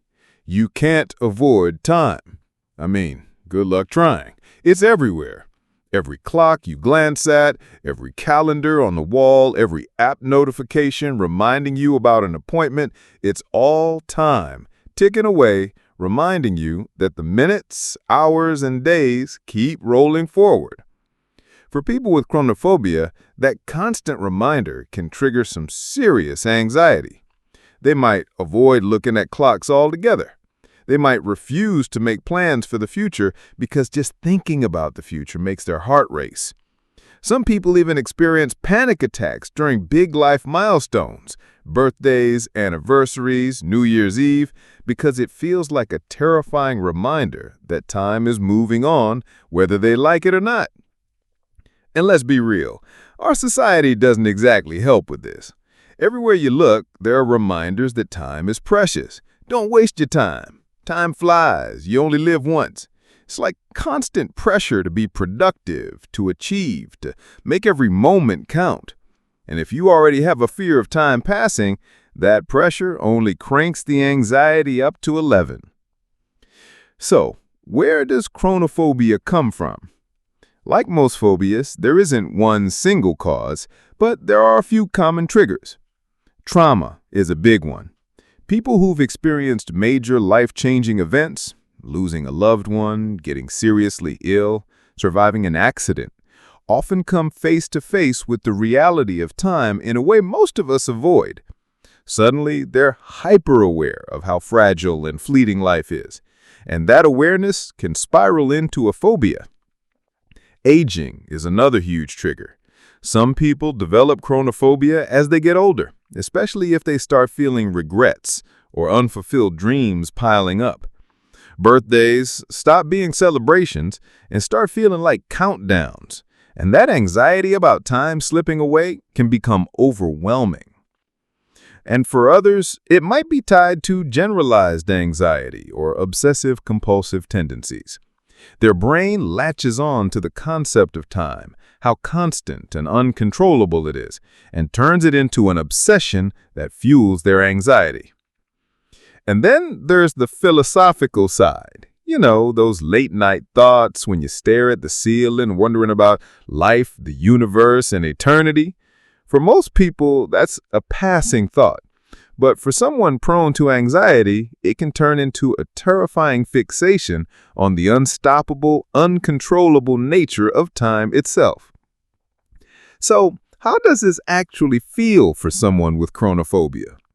Well, imagine waking up, and instead of just going about your day, your first thought is, time is passing. I'm getting older. The day is slipping away. You check your phone, another reminder. You glance at the clock, another reminder. You hear a song that takes you back to high school, and suddenly, bam, a flood of anxiety hits because you realize how much time has gone by. Physically, the symptoms are similar to other phobias: rapid heartbeat, sweaty palms, shortness of breath, nausea, shaking. Some people even describe feeling dizzy or detached from reality, like they're floating outside their body, watching time slip away and feeling completely helpless to stop it. And mentally, it's exhausting. Constantly thinking about time, constantly worrying about the future, feeling paralyzed by deadlines, big life decisions, or even small daily tasks because everything feels like a reminder that time is running out. And of course, there's the emotional side. People with chronophobia often feel isolated. It's hard to talk about this fear without sounding weird or overly philosophical, so a lot of people just bottle it up. That isolation only makes the anxiety worse, and it can turn into a vicious cycle. So, can this phobia be treated? Absolutely. Cognitive behavioral therapy, or CBT, is one of the best approaches. It helps people challenge those anxious thought patterns about time and the future. Through CBT, people learn to stay grounded in the present instead of getting lost in the what-ifs about the future or regrets about the past. Mindfulness practices are huge for this phobia too. Meditation, breathing exercises, and grounding techniques can help bring people back to the moment and ease that overwhelming awareness of time passing. For some, exposure therapy helps. That might sound weird. How do you expose someone to time? But it's more about gradually helping them confront triggers like clocks, calendars, or future planning in controlled, manageable ways, so their brain can start to see those things as less threatening. And if the anxiety is really intense, medication can also help. Anti-anxiety meds or antidepressants can take the edge off the symptoms, making it easier for someone to engage in therapy and daily life. The key is, like any phobia, chronophobia isn't about eliminating time because, well, good luck trying. It's about changing how your brain reacts to it. Learning to see time as a neutral part of life, not this looming, unstoppable threat. At the end of the day, we all have moments when time feels scary. when we realize how fast life moves, how much we've changed, or how uncertain the future is. But for someone with chronophobia, those moments aren't just passing thoughts. They're constant, overwhelming fears. The good news is, with the right help, that fear doesn't have to control your life. Time might be unstoppable, but so is human resilience. Hylophobia, fear of forests or woods. All right, let's get into another super interesting and honestly kind of spooky phobia. It's called Hylophobia, which is basically the fear of forests, woods, or wooded areas. Now, I know what you might be thinking. Wait, who's scared of a bunch of trees? But trust me, once you hear the full story behind this one, it starts to make a lot more sense. Plus, deep down, a lot of us probably get a little uneasy when we're alone in the woods at night. But for people with hylophobia, that uneasiness turns into full-blown panic. Let's break it down. The word hylophobia comes from the Greek word hylet, which means forest or wood, and of course phobos, which means fear. So literally, fear of the forest. But it's not just about being uncomfortable in the woods. For people with hylophobia, even the thought of being near a forest, seeing one, or sometimes even looking at pictures or videos of wooded areas can trigger serious anxiety. Their brain basically goes into red alert mode, as if stepping into those trees is like walking straight into danger. And to be fair, forests have been portrayed as creepy, mysterious, and dangerous places for centuries. Think about it. Fairy tales, horror movies, urban legends. How many of them involve someone getting lost in the woods, chased by monsters, or stumbling onto something terrifying? It's practically a classic setup. So, for someone prone to anxiety, especially if they've had a bad experience involving a forest, it's not hard to see how that fear can snowball into a full-blown phobia. But hylophobia isn't always triggered by movies or stories. Sometimes it develops from real-life experiences. For example, maybe as a kid, someone got lost in the woods during a hike. Imagine being small, surrounded by endless trees, the path disappearing behind you, strange sounds echoing from every direction. Yeah, that would freak anyone out. For some people, that moment sticks with them, and their brain learns to associate forests with danger, fear, and helplessness. Other times, hylophobia can develop from hearing scary stories about forests, even if nothing bad ever happened to them personally. You know those tales people tell around campfires about creatures lurking in the shadows, ghost sightings, or mysterious disappearances? For most of us, they're just spooky fun. But for someone with hylophobia, those stories stick like glue and morph into something much scarier. There's also the whole fear of the unknown factor. Forests, especially dense or dark ones, are the perfect example of uncertainty. You can't see very far. You don't know what's hiding behind the trees. Every crack of a twig or rustle of leaves makes your imagination run wild. And our brains hate uncertainty.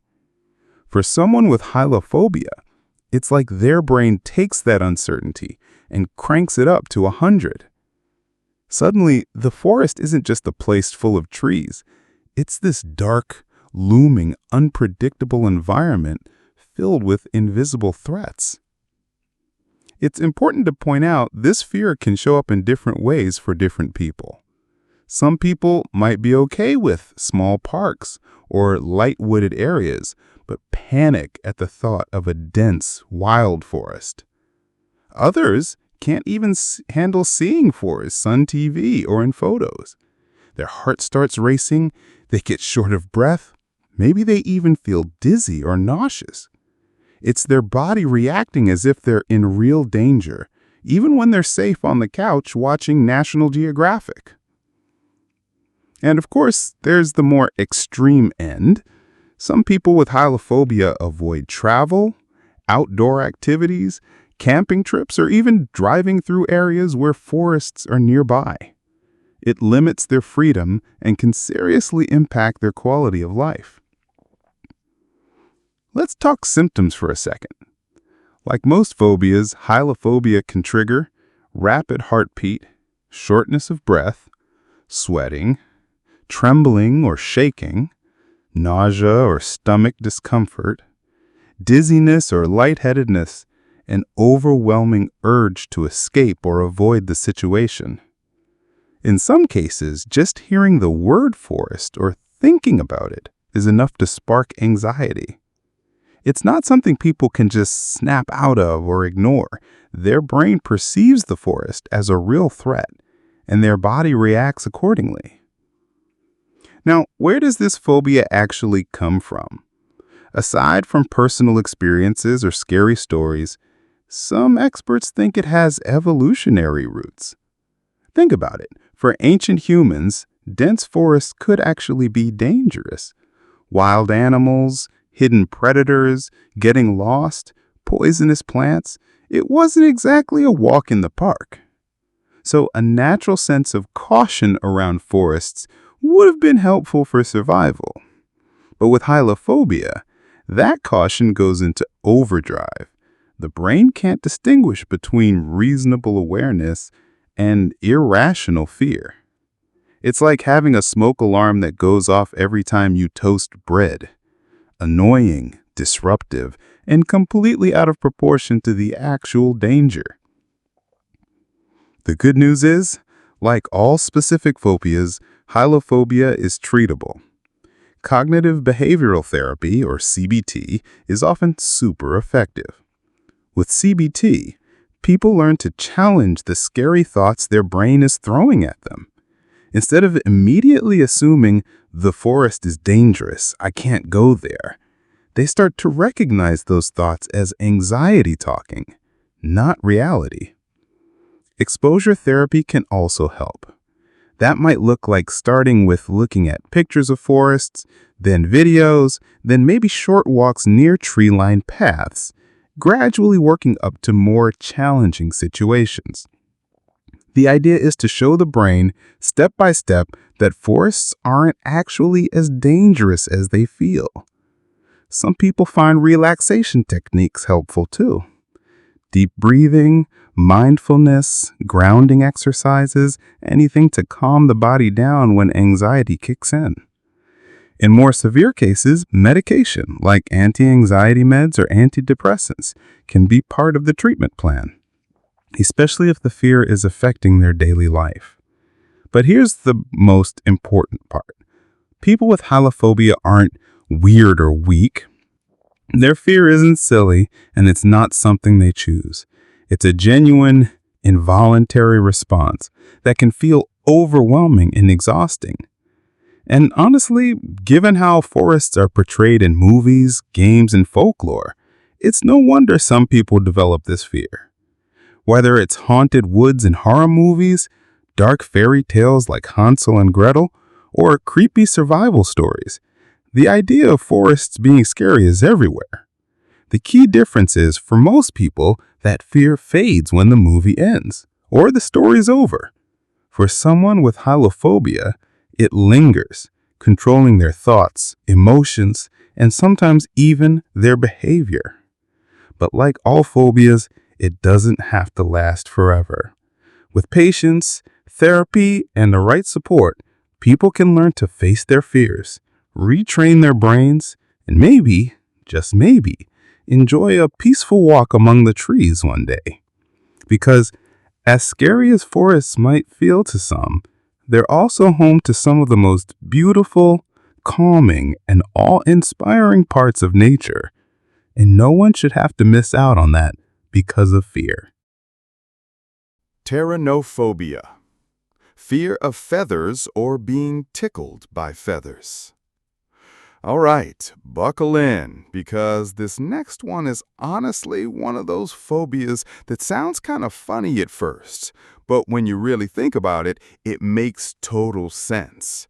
We're talking about Pteronophobia, the fear of feathers, or more specifically, the fear of being tickled by feathers. Yep, you heard that right. Feathers, those soft, fluffy little things that birds carry around. Some people are absolutely terrified of them.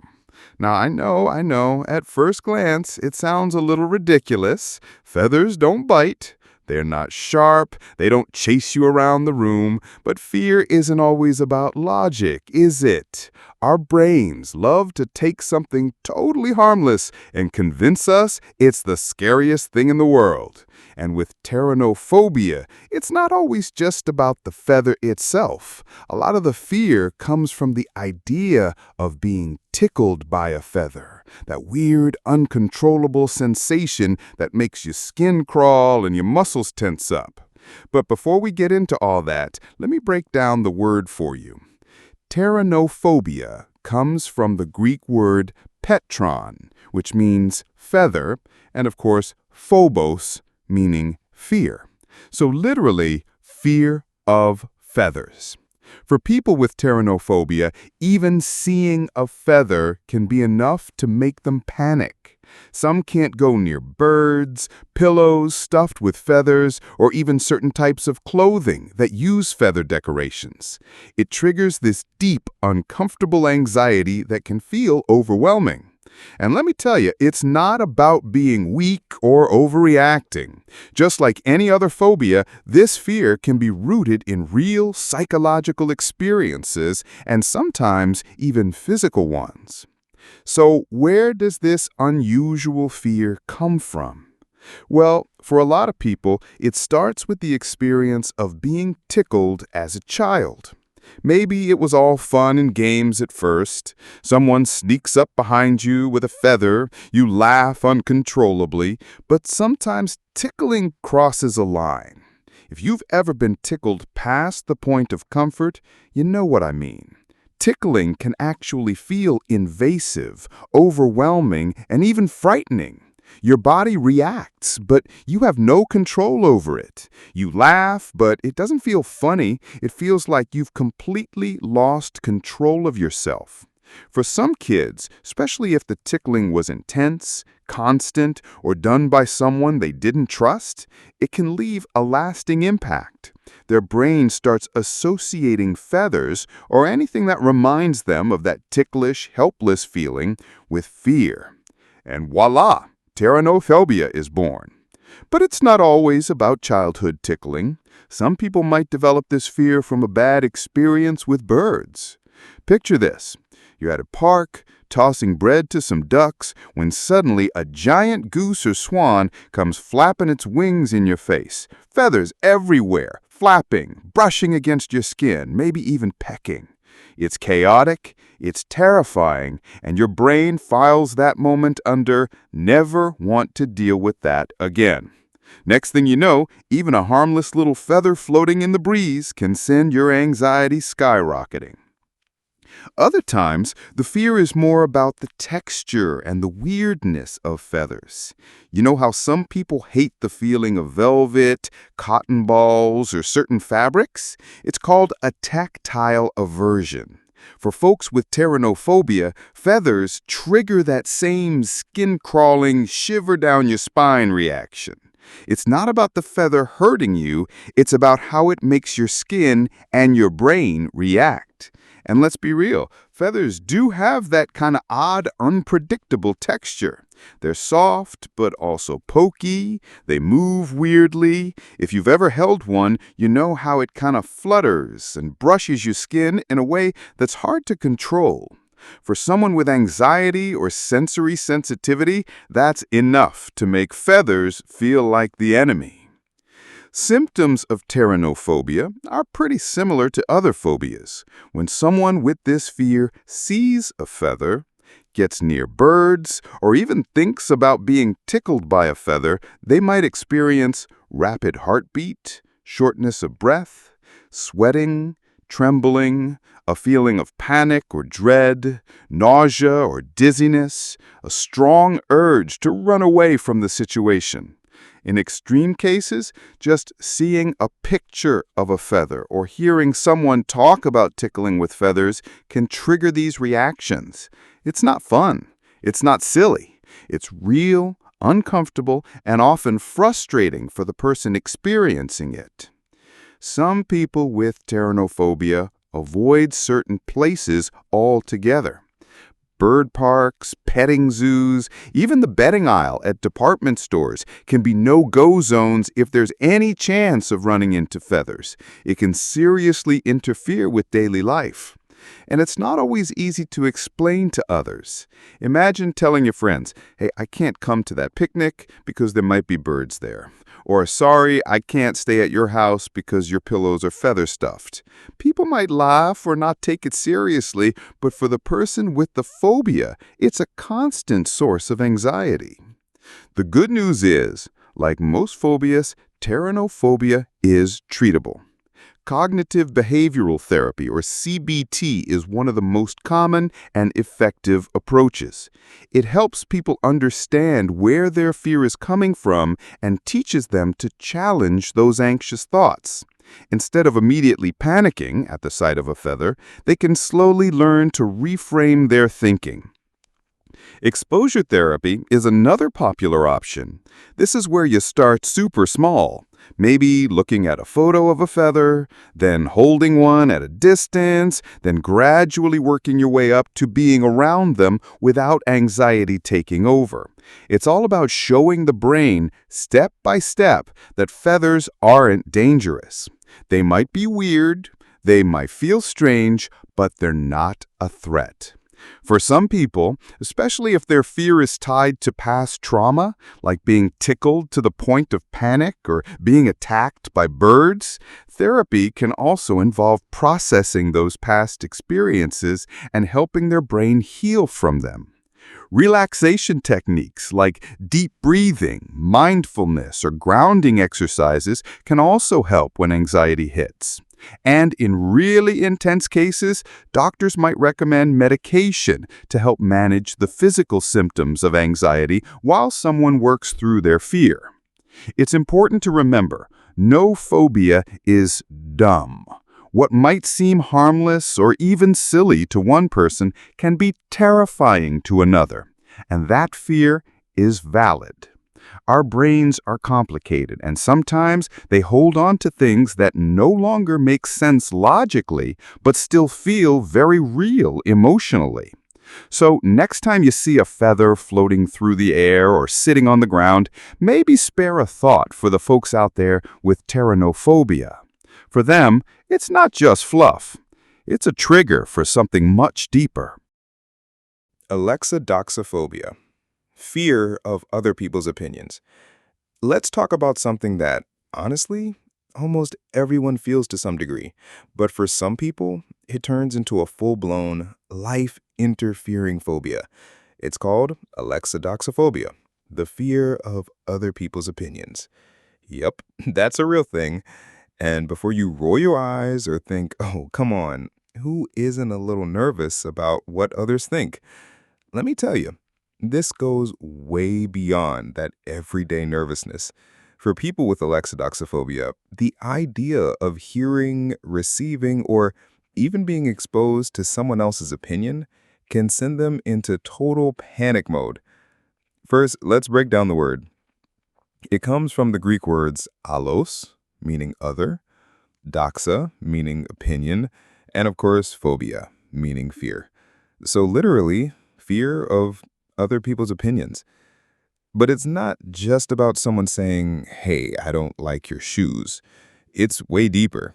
We're talking about a fear so intense that it can stop people from speaking their mind, going to social events, or even engaging in everyday conversations.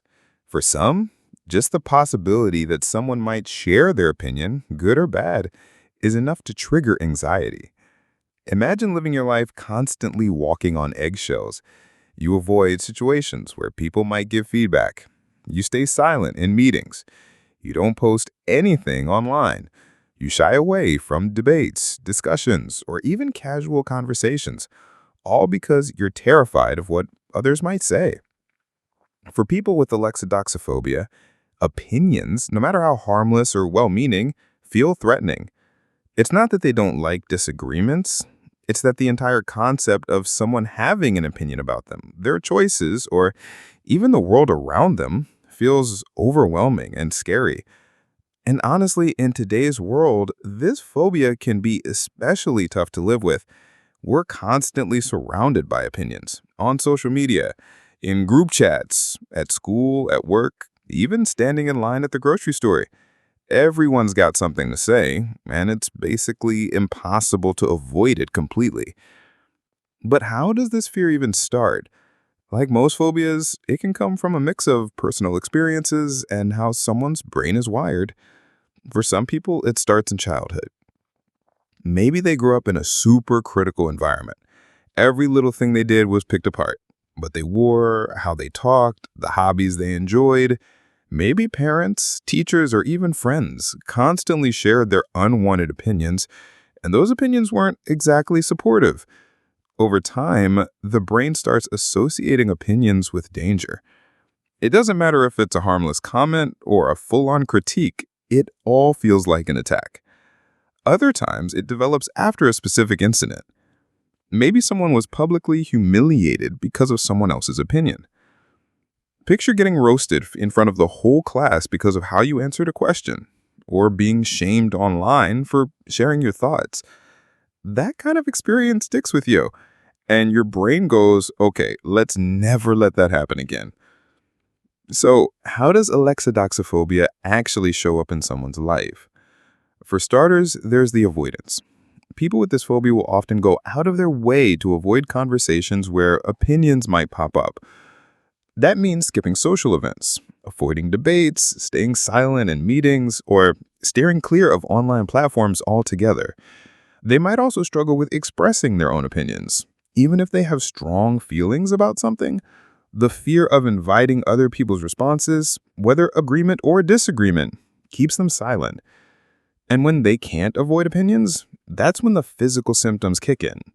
Just hearing someone share their viewpoint, even on something totally unrelated, can trigger rapid heartbeat, shortness of breath, sweating, nausea, a shaking or trembling, a feeling of panic or dread. In extreme cases, full-blown anxiety attacks. And here's the thing, it's not always about negative opinions. For some, even positive opinions can feel overwhelming. Compliments, praise, admiration. Those things can carry pressure, expectations, or the fear that now people are paying attention and they might judge more harshly next time. It creates this exhausting mental loop of overthinking. You worry about what others think. You avoid situations where opinions might pop up. You isolate yourself. And the more you avoid, the harder it becomes to face even harmless opinions when they inevitably come up. The tricky part is that alexithiophobia can look a lot like social anxiety, but they're not exactly the same. Social anxiety is more about the fear of being judged or embarrassed in social settings in general. Alexithiophobia is specifically about other people's opinions, their thoughts, feedback, comments, and the intense fear of being exposed to them. It can affect friendships, work-life, romantic relationships, basically every corner of someone's world. Imagine being unable to ask your partner how they feel about your new haircut because their opinion, even if it's kind, feels too overwhelming.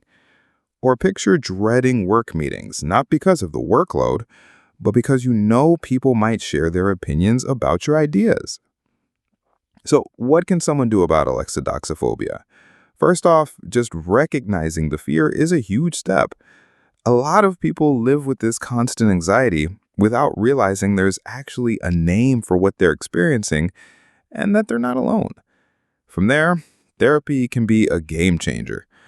Cognitive behavioral therapy, CBT, is often used to help people challenge those fearful thoughts and gradually get more comfortable with opinions, both giving and receiving them. Exposure therapy can also help. That means starting small. Maybe reading online reviews, having low-stakes conversations, or even expressing a tiny opinion in a safe setting, and slowly building tolerance for these situations. It's not about toughening up or pretending the fear doesn't exist. It's about retraining your brain to see opinions as normal parts of human interaction, not automatic threats. For some, mindfulness and relaxation techniques help manage the physical symptoms when anxiety hits. Breathing exercises, grounding techniques, even journaling can help process those feelings. And look, let's be real. Opinions are everywhere. You can't avoid them entirely. But what you can do is build your confidence, learn to filter which opinions actually matter, and remind yourself that other people's thoughts aren't always about you, and they don't define your worth. At the end of the day, Alexithiophobia is about that human vulnerability, the fear that we'll be judged, rejected, or misunderstood. But with time, patience, and the right tools, it's absolutely possible to face those fears and take back control. All right, let's talk about something that almost everyone has experienced at least once in their life, that sudden, heart-stopping fear when you lose your balance. But for some people, this fear goes way beyond that little stumble or momentary dizziness. It turns into a full-blown, life-limiting phobia called basophobia, the fear of falling. Now, first things first, a fear of falling is totally normal to some extent. I mean, who actually enjoys the idea of crashing to the ground? Nobody. But with basophobia, we're not talking about normal caution. We're talking about an intense, overwhelming, often irrational fear that can control someone's life. Breaking down the word, baso comes from the Greek word basis, meaning step or foundation, and of course phobia, meaning fear. So literally, fear of losing your footing or falling. But here's the wild part. This fear doesn't always depend on being somewhere high up. It's not the same as acrophobia, which is the fear of heights. You can have basophobia while standing on totally flat ground. It's all about the fear of falling, regardless of how far the fall might actually be. For some people, this fear comes with physical limitations. They avoid walking on uneven surfaces. They stay away from stairs. Some even refuse to stand up at all, preferring to stay seated or lying down because the idea of falling is just too terrifying. And it's not always about clumsiness or poor balance. Even perfectly healthy, coordinated people can develop basophobia. Sometimes the fear is rooted more in the thought of falling than any actual physical risk. So how does this happen? Where does this fear come from? Like most phobias, basophobia can have several causes. For a lot of people, it starts with a traumatic fall. Maybe they slipped on ice and broke a bone. Maybe they tripped on the stairs and seriously hurt themselves. Or maybe they witnessed someone else fall and get injured, and that image got burned into their brain. After an experience like that, the brain goes into overprotective mode. It starts sending out fear signals anytime you're in a situation where falling seems even remotely possible. Other times, basophobia develops without a specific incident. It can be linked to other conditions like vertigo, that dizzy, unsteady sensation that makes you feel like the ground is shifting beneath your feet. It can also show up in people with balance disorders, neurological issues, or muscle weakness. And sometimes it's connected to aging. Older adults, especially those who've had a fall before, are at a higher risk of developing basophobia. The fear becomes so intense that it actually increases their fall risk. They move stiffly, avoid walking, and lose confidence, which ironically makes them more unstable. But here's what's fascinating. Basophobia doesn't only affect the elderly. Young, healthy people can develop this fear too, often driven by anxiety, trauma, or an overactive imagination. The symptoms of basophobia go beyond just feeling nervous. They can include rapid heartbeat, shortness of breath, sweating, dizziness or lightheadedness, trembling or shaking, a feeling of panic or impending doom, muscle weakness, especially in the legs, in extreme cases, refusal to stand or walk. Some people even experience freezing, where their body locks up and they feel physically unable to take a step forward, even though they logically know they're safe. And the impacts on daily life? Huge. Imagine being too afraid to walk across a parking lot, climb a small set of stairs, or stroll through a crowded mall. Basic everyday activities turn into anxiety-inducing challenges. Some people avoid public places altogether. Others rely heavily on mobility aids, not always because they need them physically, but because they feel safer having that extra support. It can lead to isolation, depression, and a serious hit to self-esteem. And sadly, the more someone avoids movement, the more their physical strength and balance actually decline, feeding the cycle of fear. Now, overcoming basophobia isn't easy, but it is absolutely possible.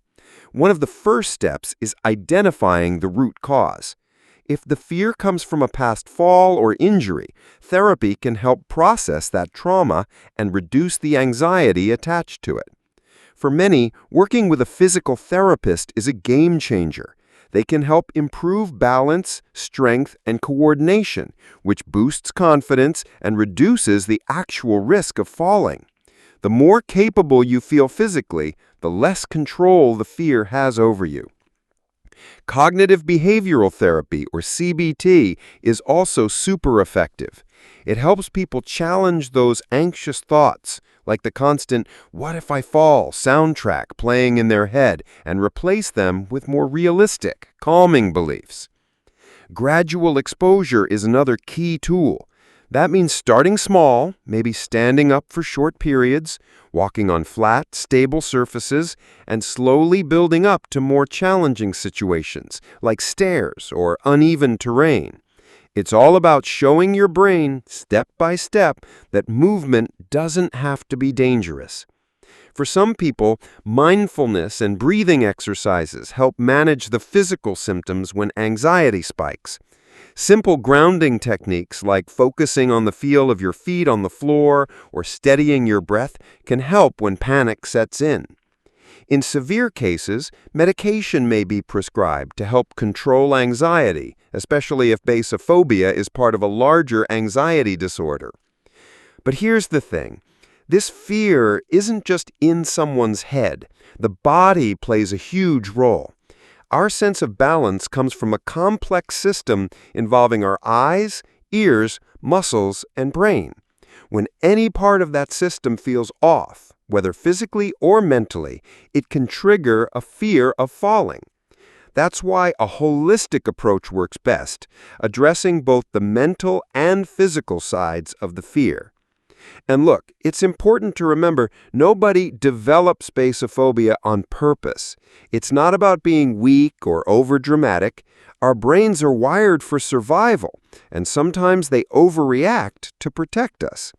That protective instinct might have been useful once, but when it takes over your life, that's when it becomes a problem worth addressing.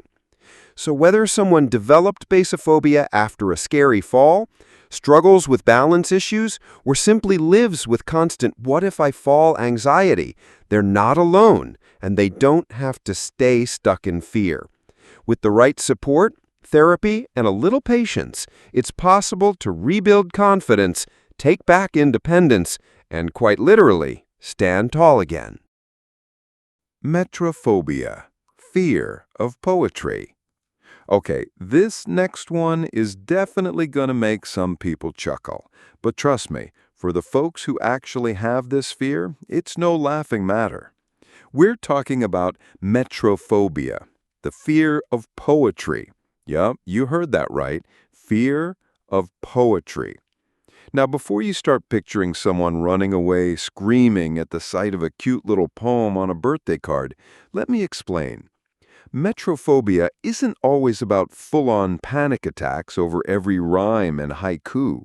But for some people, the idea of reading, hearing, or, God forbid, writing poetry can trigger some real anxiety and discomfort. So where does the word come from? It's actually pretty straightforward.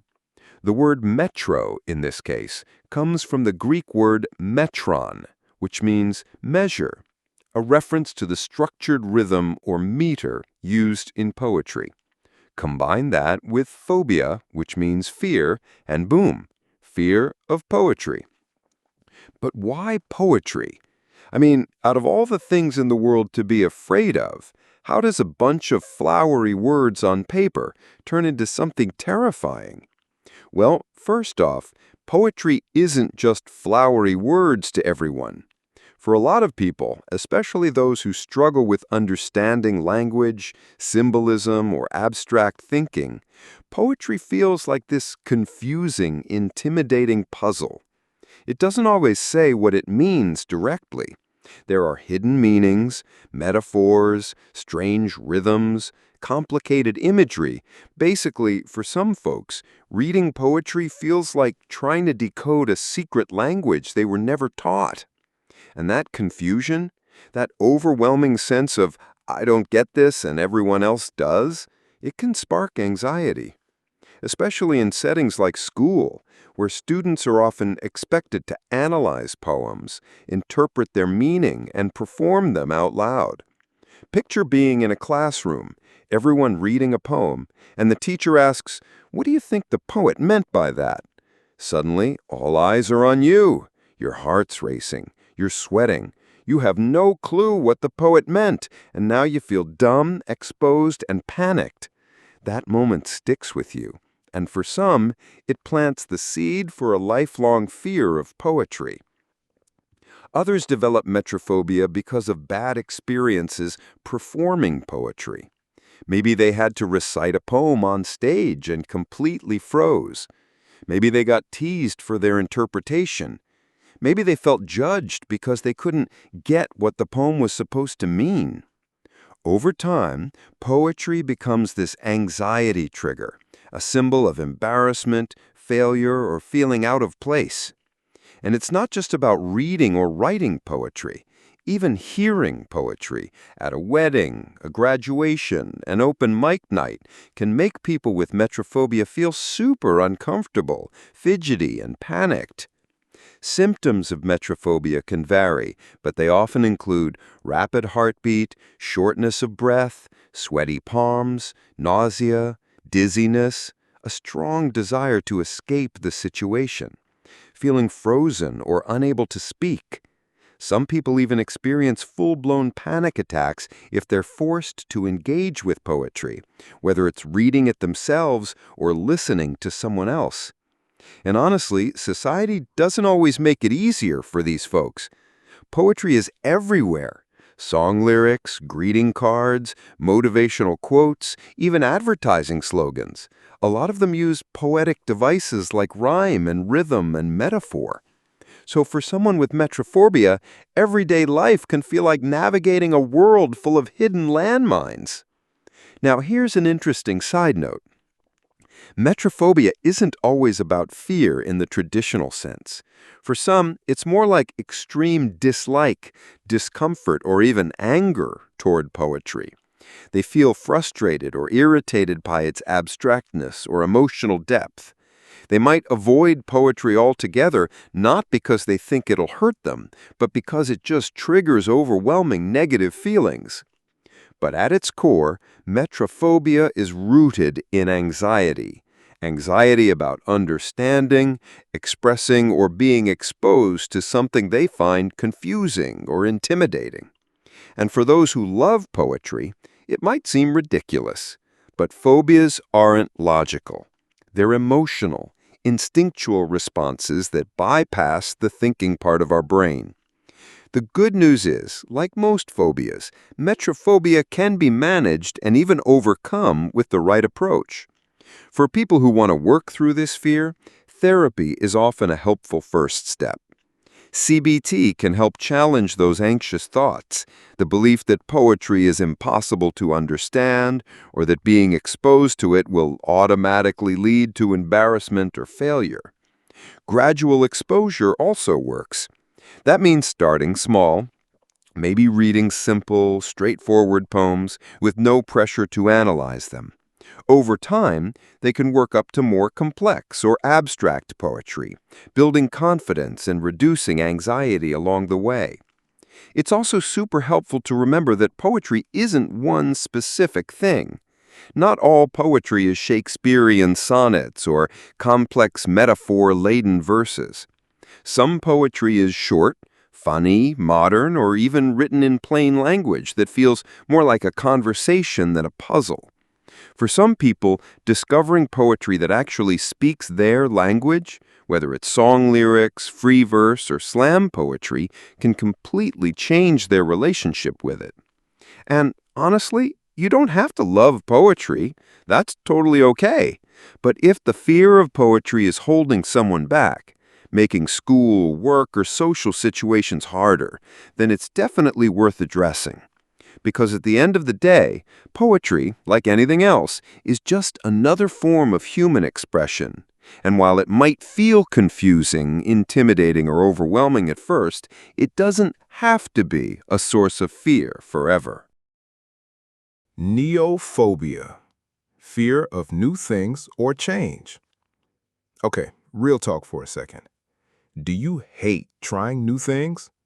Like, when your friends suggest a new restaurant, do you suddenly feel your palms sweating? Or when there's a new app update, do you avoid it for months? Don't worry, you're not weird. But what if I told you there's an actual phobia for that? It's called neophobia, the fear of new things or change. Yeah, you heard that right. And no, it's not just about being a little stubborn or set in your ways. For some people, this fear can take over their lives. The word is pretty straightforward. Neo means new, phobia means fear. Fear of anything unfamiliar, whether that's objects, experiences, situations, even new ideas. And honestly, if we think about it, it's kind of wired into our survival instincts. Back in prehistoric times, sticking to what you knew was, well, smart. Imagine you're a caveman. You know which berries are safe. You know which water holes don't have crocodiles.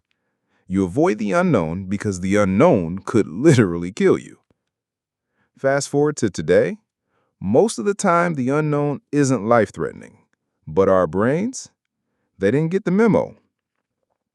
For people with neophobia, newness feels dangerous. It sparks real, intense anxiety, and it can look different for everyone. Here are some of the most common ways neophobia shows up. Food neophobia, fear of trying new foods. Some people only eat the same 3 meals their entire life, and the thought of trying sushi, for example, pure terror. Technological neophobia, fear of new gadgets, apps, or tech. You know that uncle who still uses a flip phone and refuses to touch a computer? Classic example. Situational neophobia, fear of new places, new people, new experiences. Even something simple like rearranging furniture or going to a new cafe can cause panic. And it's not just about preferences. We're talking rapid heartbeat, sweating, nausea, full-on anxiety attacks, all triggered by change. Now here's a fun fact. Studies show this fear exists in many animals too. Scientists have observed neophobia in birds, rats, even monkeys. Some creatures simply avoid new things to stay safe. So if you've ever said, "I don't like change, it feels unnatural," well, technically, you're just being an overly cautious animal. But jokes aside, severe neophobia can really hold people back. It can cause missed job opportunities because applying for something new? Too scary. Limited social life because meeting new people feels overwhelming. Unhealthy eating habits Because trying new foods? Absolutely not. Tech struggles? Because new apps or systems? Total nightmare. Over time, life can feel smaller and smaller. The comfort zone becomes a prison. So where does this fear come from? Psychologists believe it's a mix of biology and environment. Some brains are naturally wired to be more anxious, more cautious. It's just how they're built. But upbringing plays a role too. If you grew up hearing, "Don't talk to strangers," or "New things are risky," your brain probably learned that unfamiliar equals unsafe. Trauma can also trigger neophobia. Maybe you had a bad experience trying something new once, but got sick from unfamiliar food or got lost in a new city. Your brain remembers that and goes, "See, new things are dangerous." And here's something super interesting. Neophobia tends to increase with age. As people get older, they often feel less open to change. New technology, new trends, new experiences? Meh, no thanks. It's totally normal to a degree. But for some, it becomes extreme. The good news? You can work through it. One of the most effective ways is called gradual exposure. You introduce new things slowly in tiny, manageable steps. For example, try a new topping on your usual pizza. Download a simple, beginner-friendly app. Go to a new park, but with a friend for support. Rearrange one small part of your room, maybe just your desk. These small victories help rewire your brain. Over time, you prove to yourself, new isn't scary. I can handle it. Another powerful tool is cognitive behavioral therapy, or CBT. It helps people challenge anxious thoughts like, "I can't deal with change," and replace them with realistic, empowering beliefs. Mindfulness and breathing exercises are also super helpful. When anxiety creeps in, focusing on your breath and grounding yourself in the present can calm your nervous system. And hey, let's not forget the benefits of embracing newness. Did you know trying new things actually boosts your brain? It improves memory, enhances creativity, and keeps your mind sharp. Novelty literally keeps your brain young. So yes, neophobia can be tough, but it's not a life sentence. And be honest, what's one new thing you've been putting off? A new hobby? Trying a weird snack? Finally updating your phone? Let me know. Maybe we can face it together.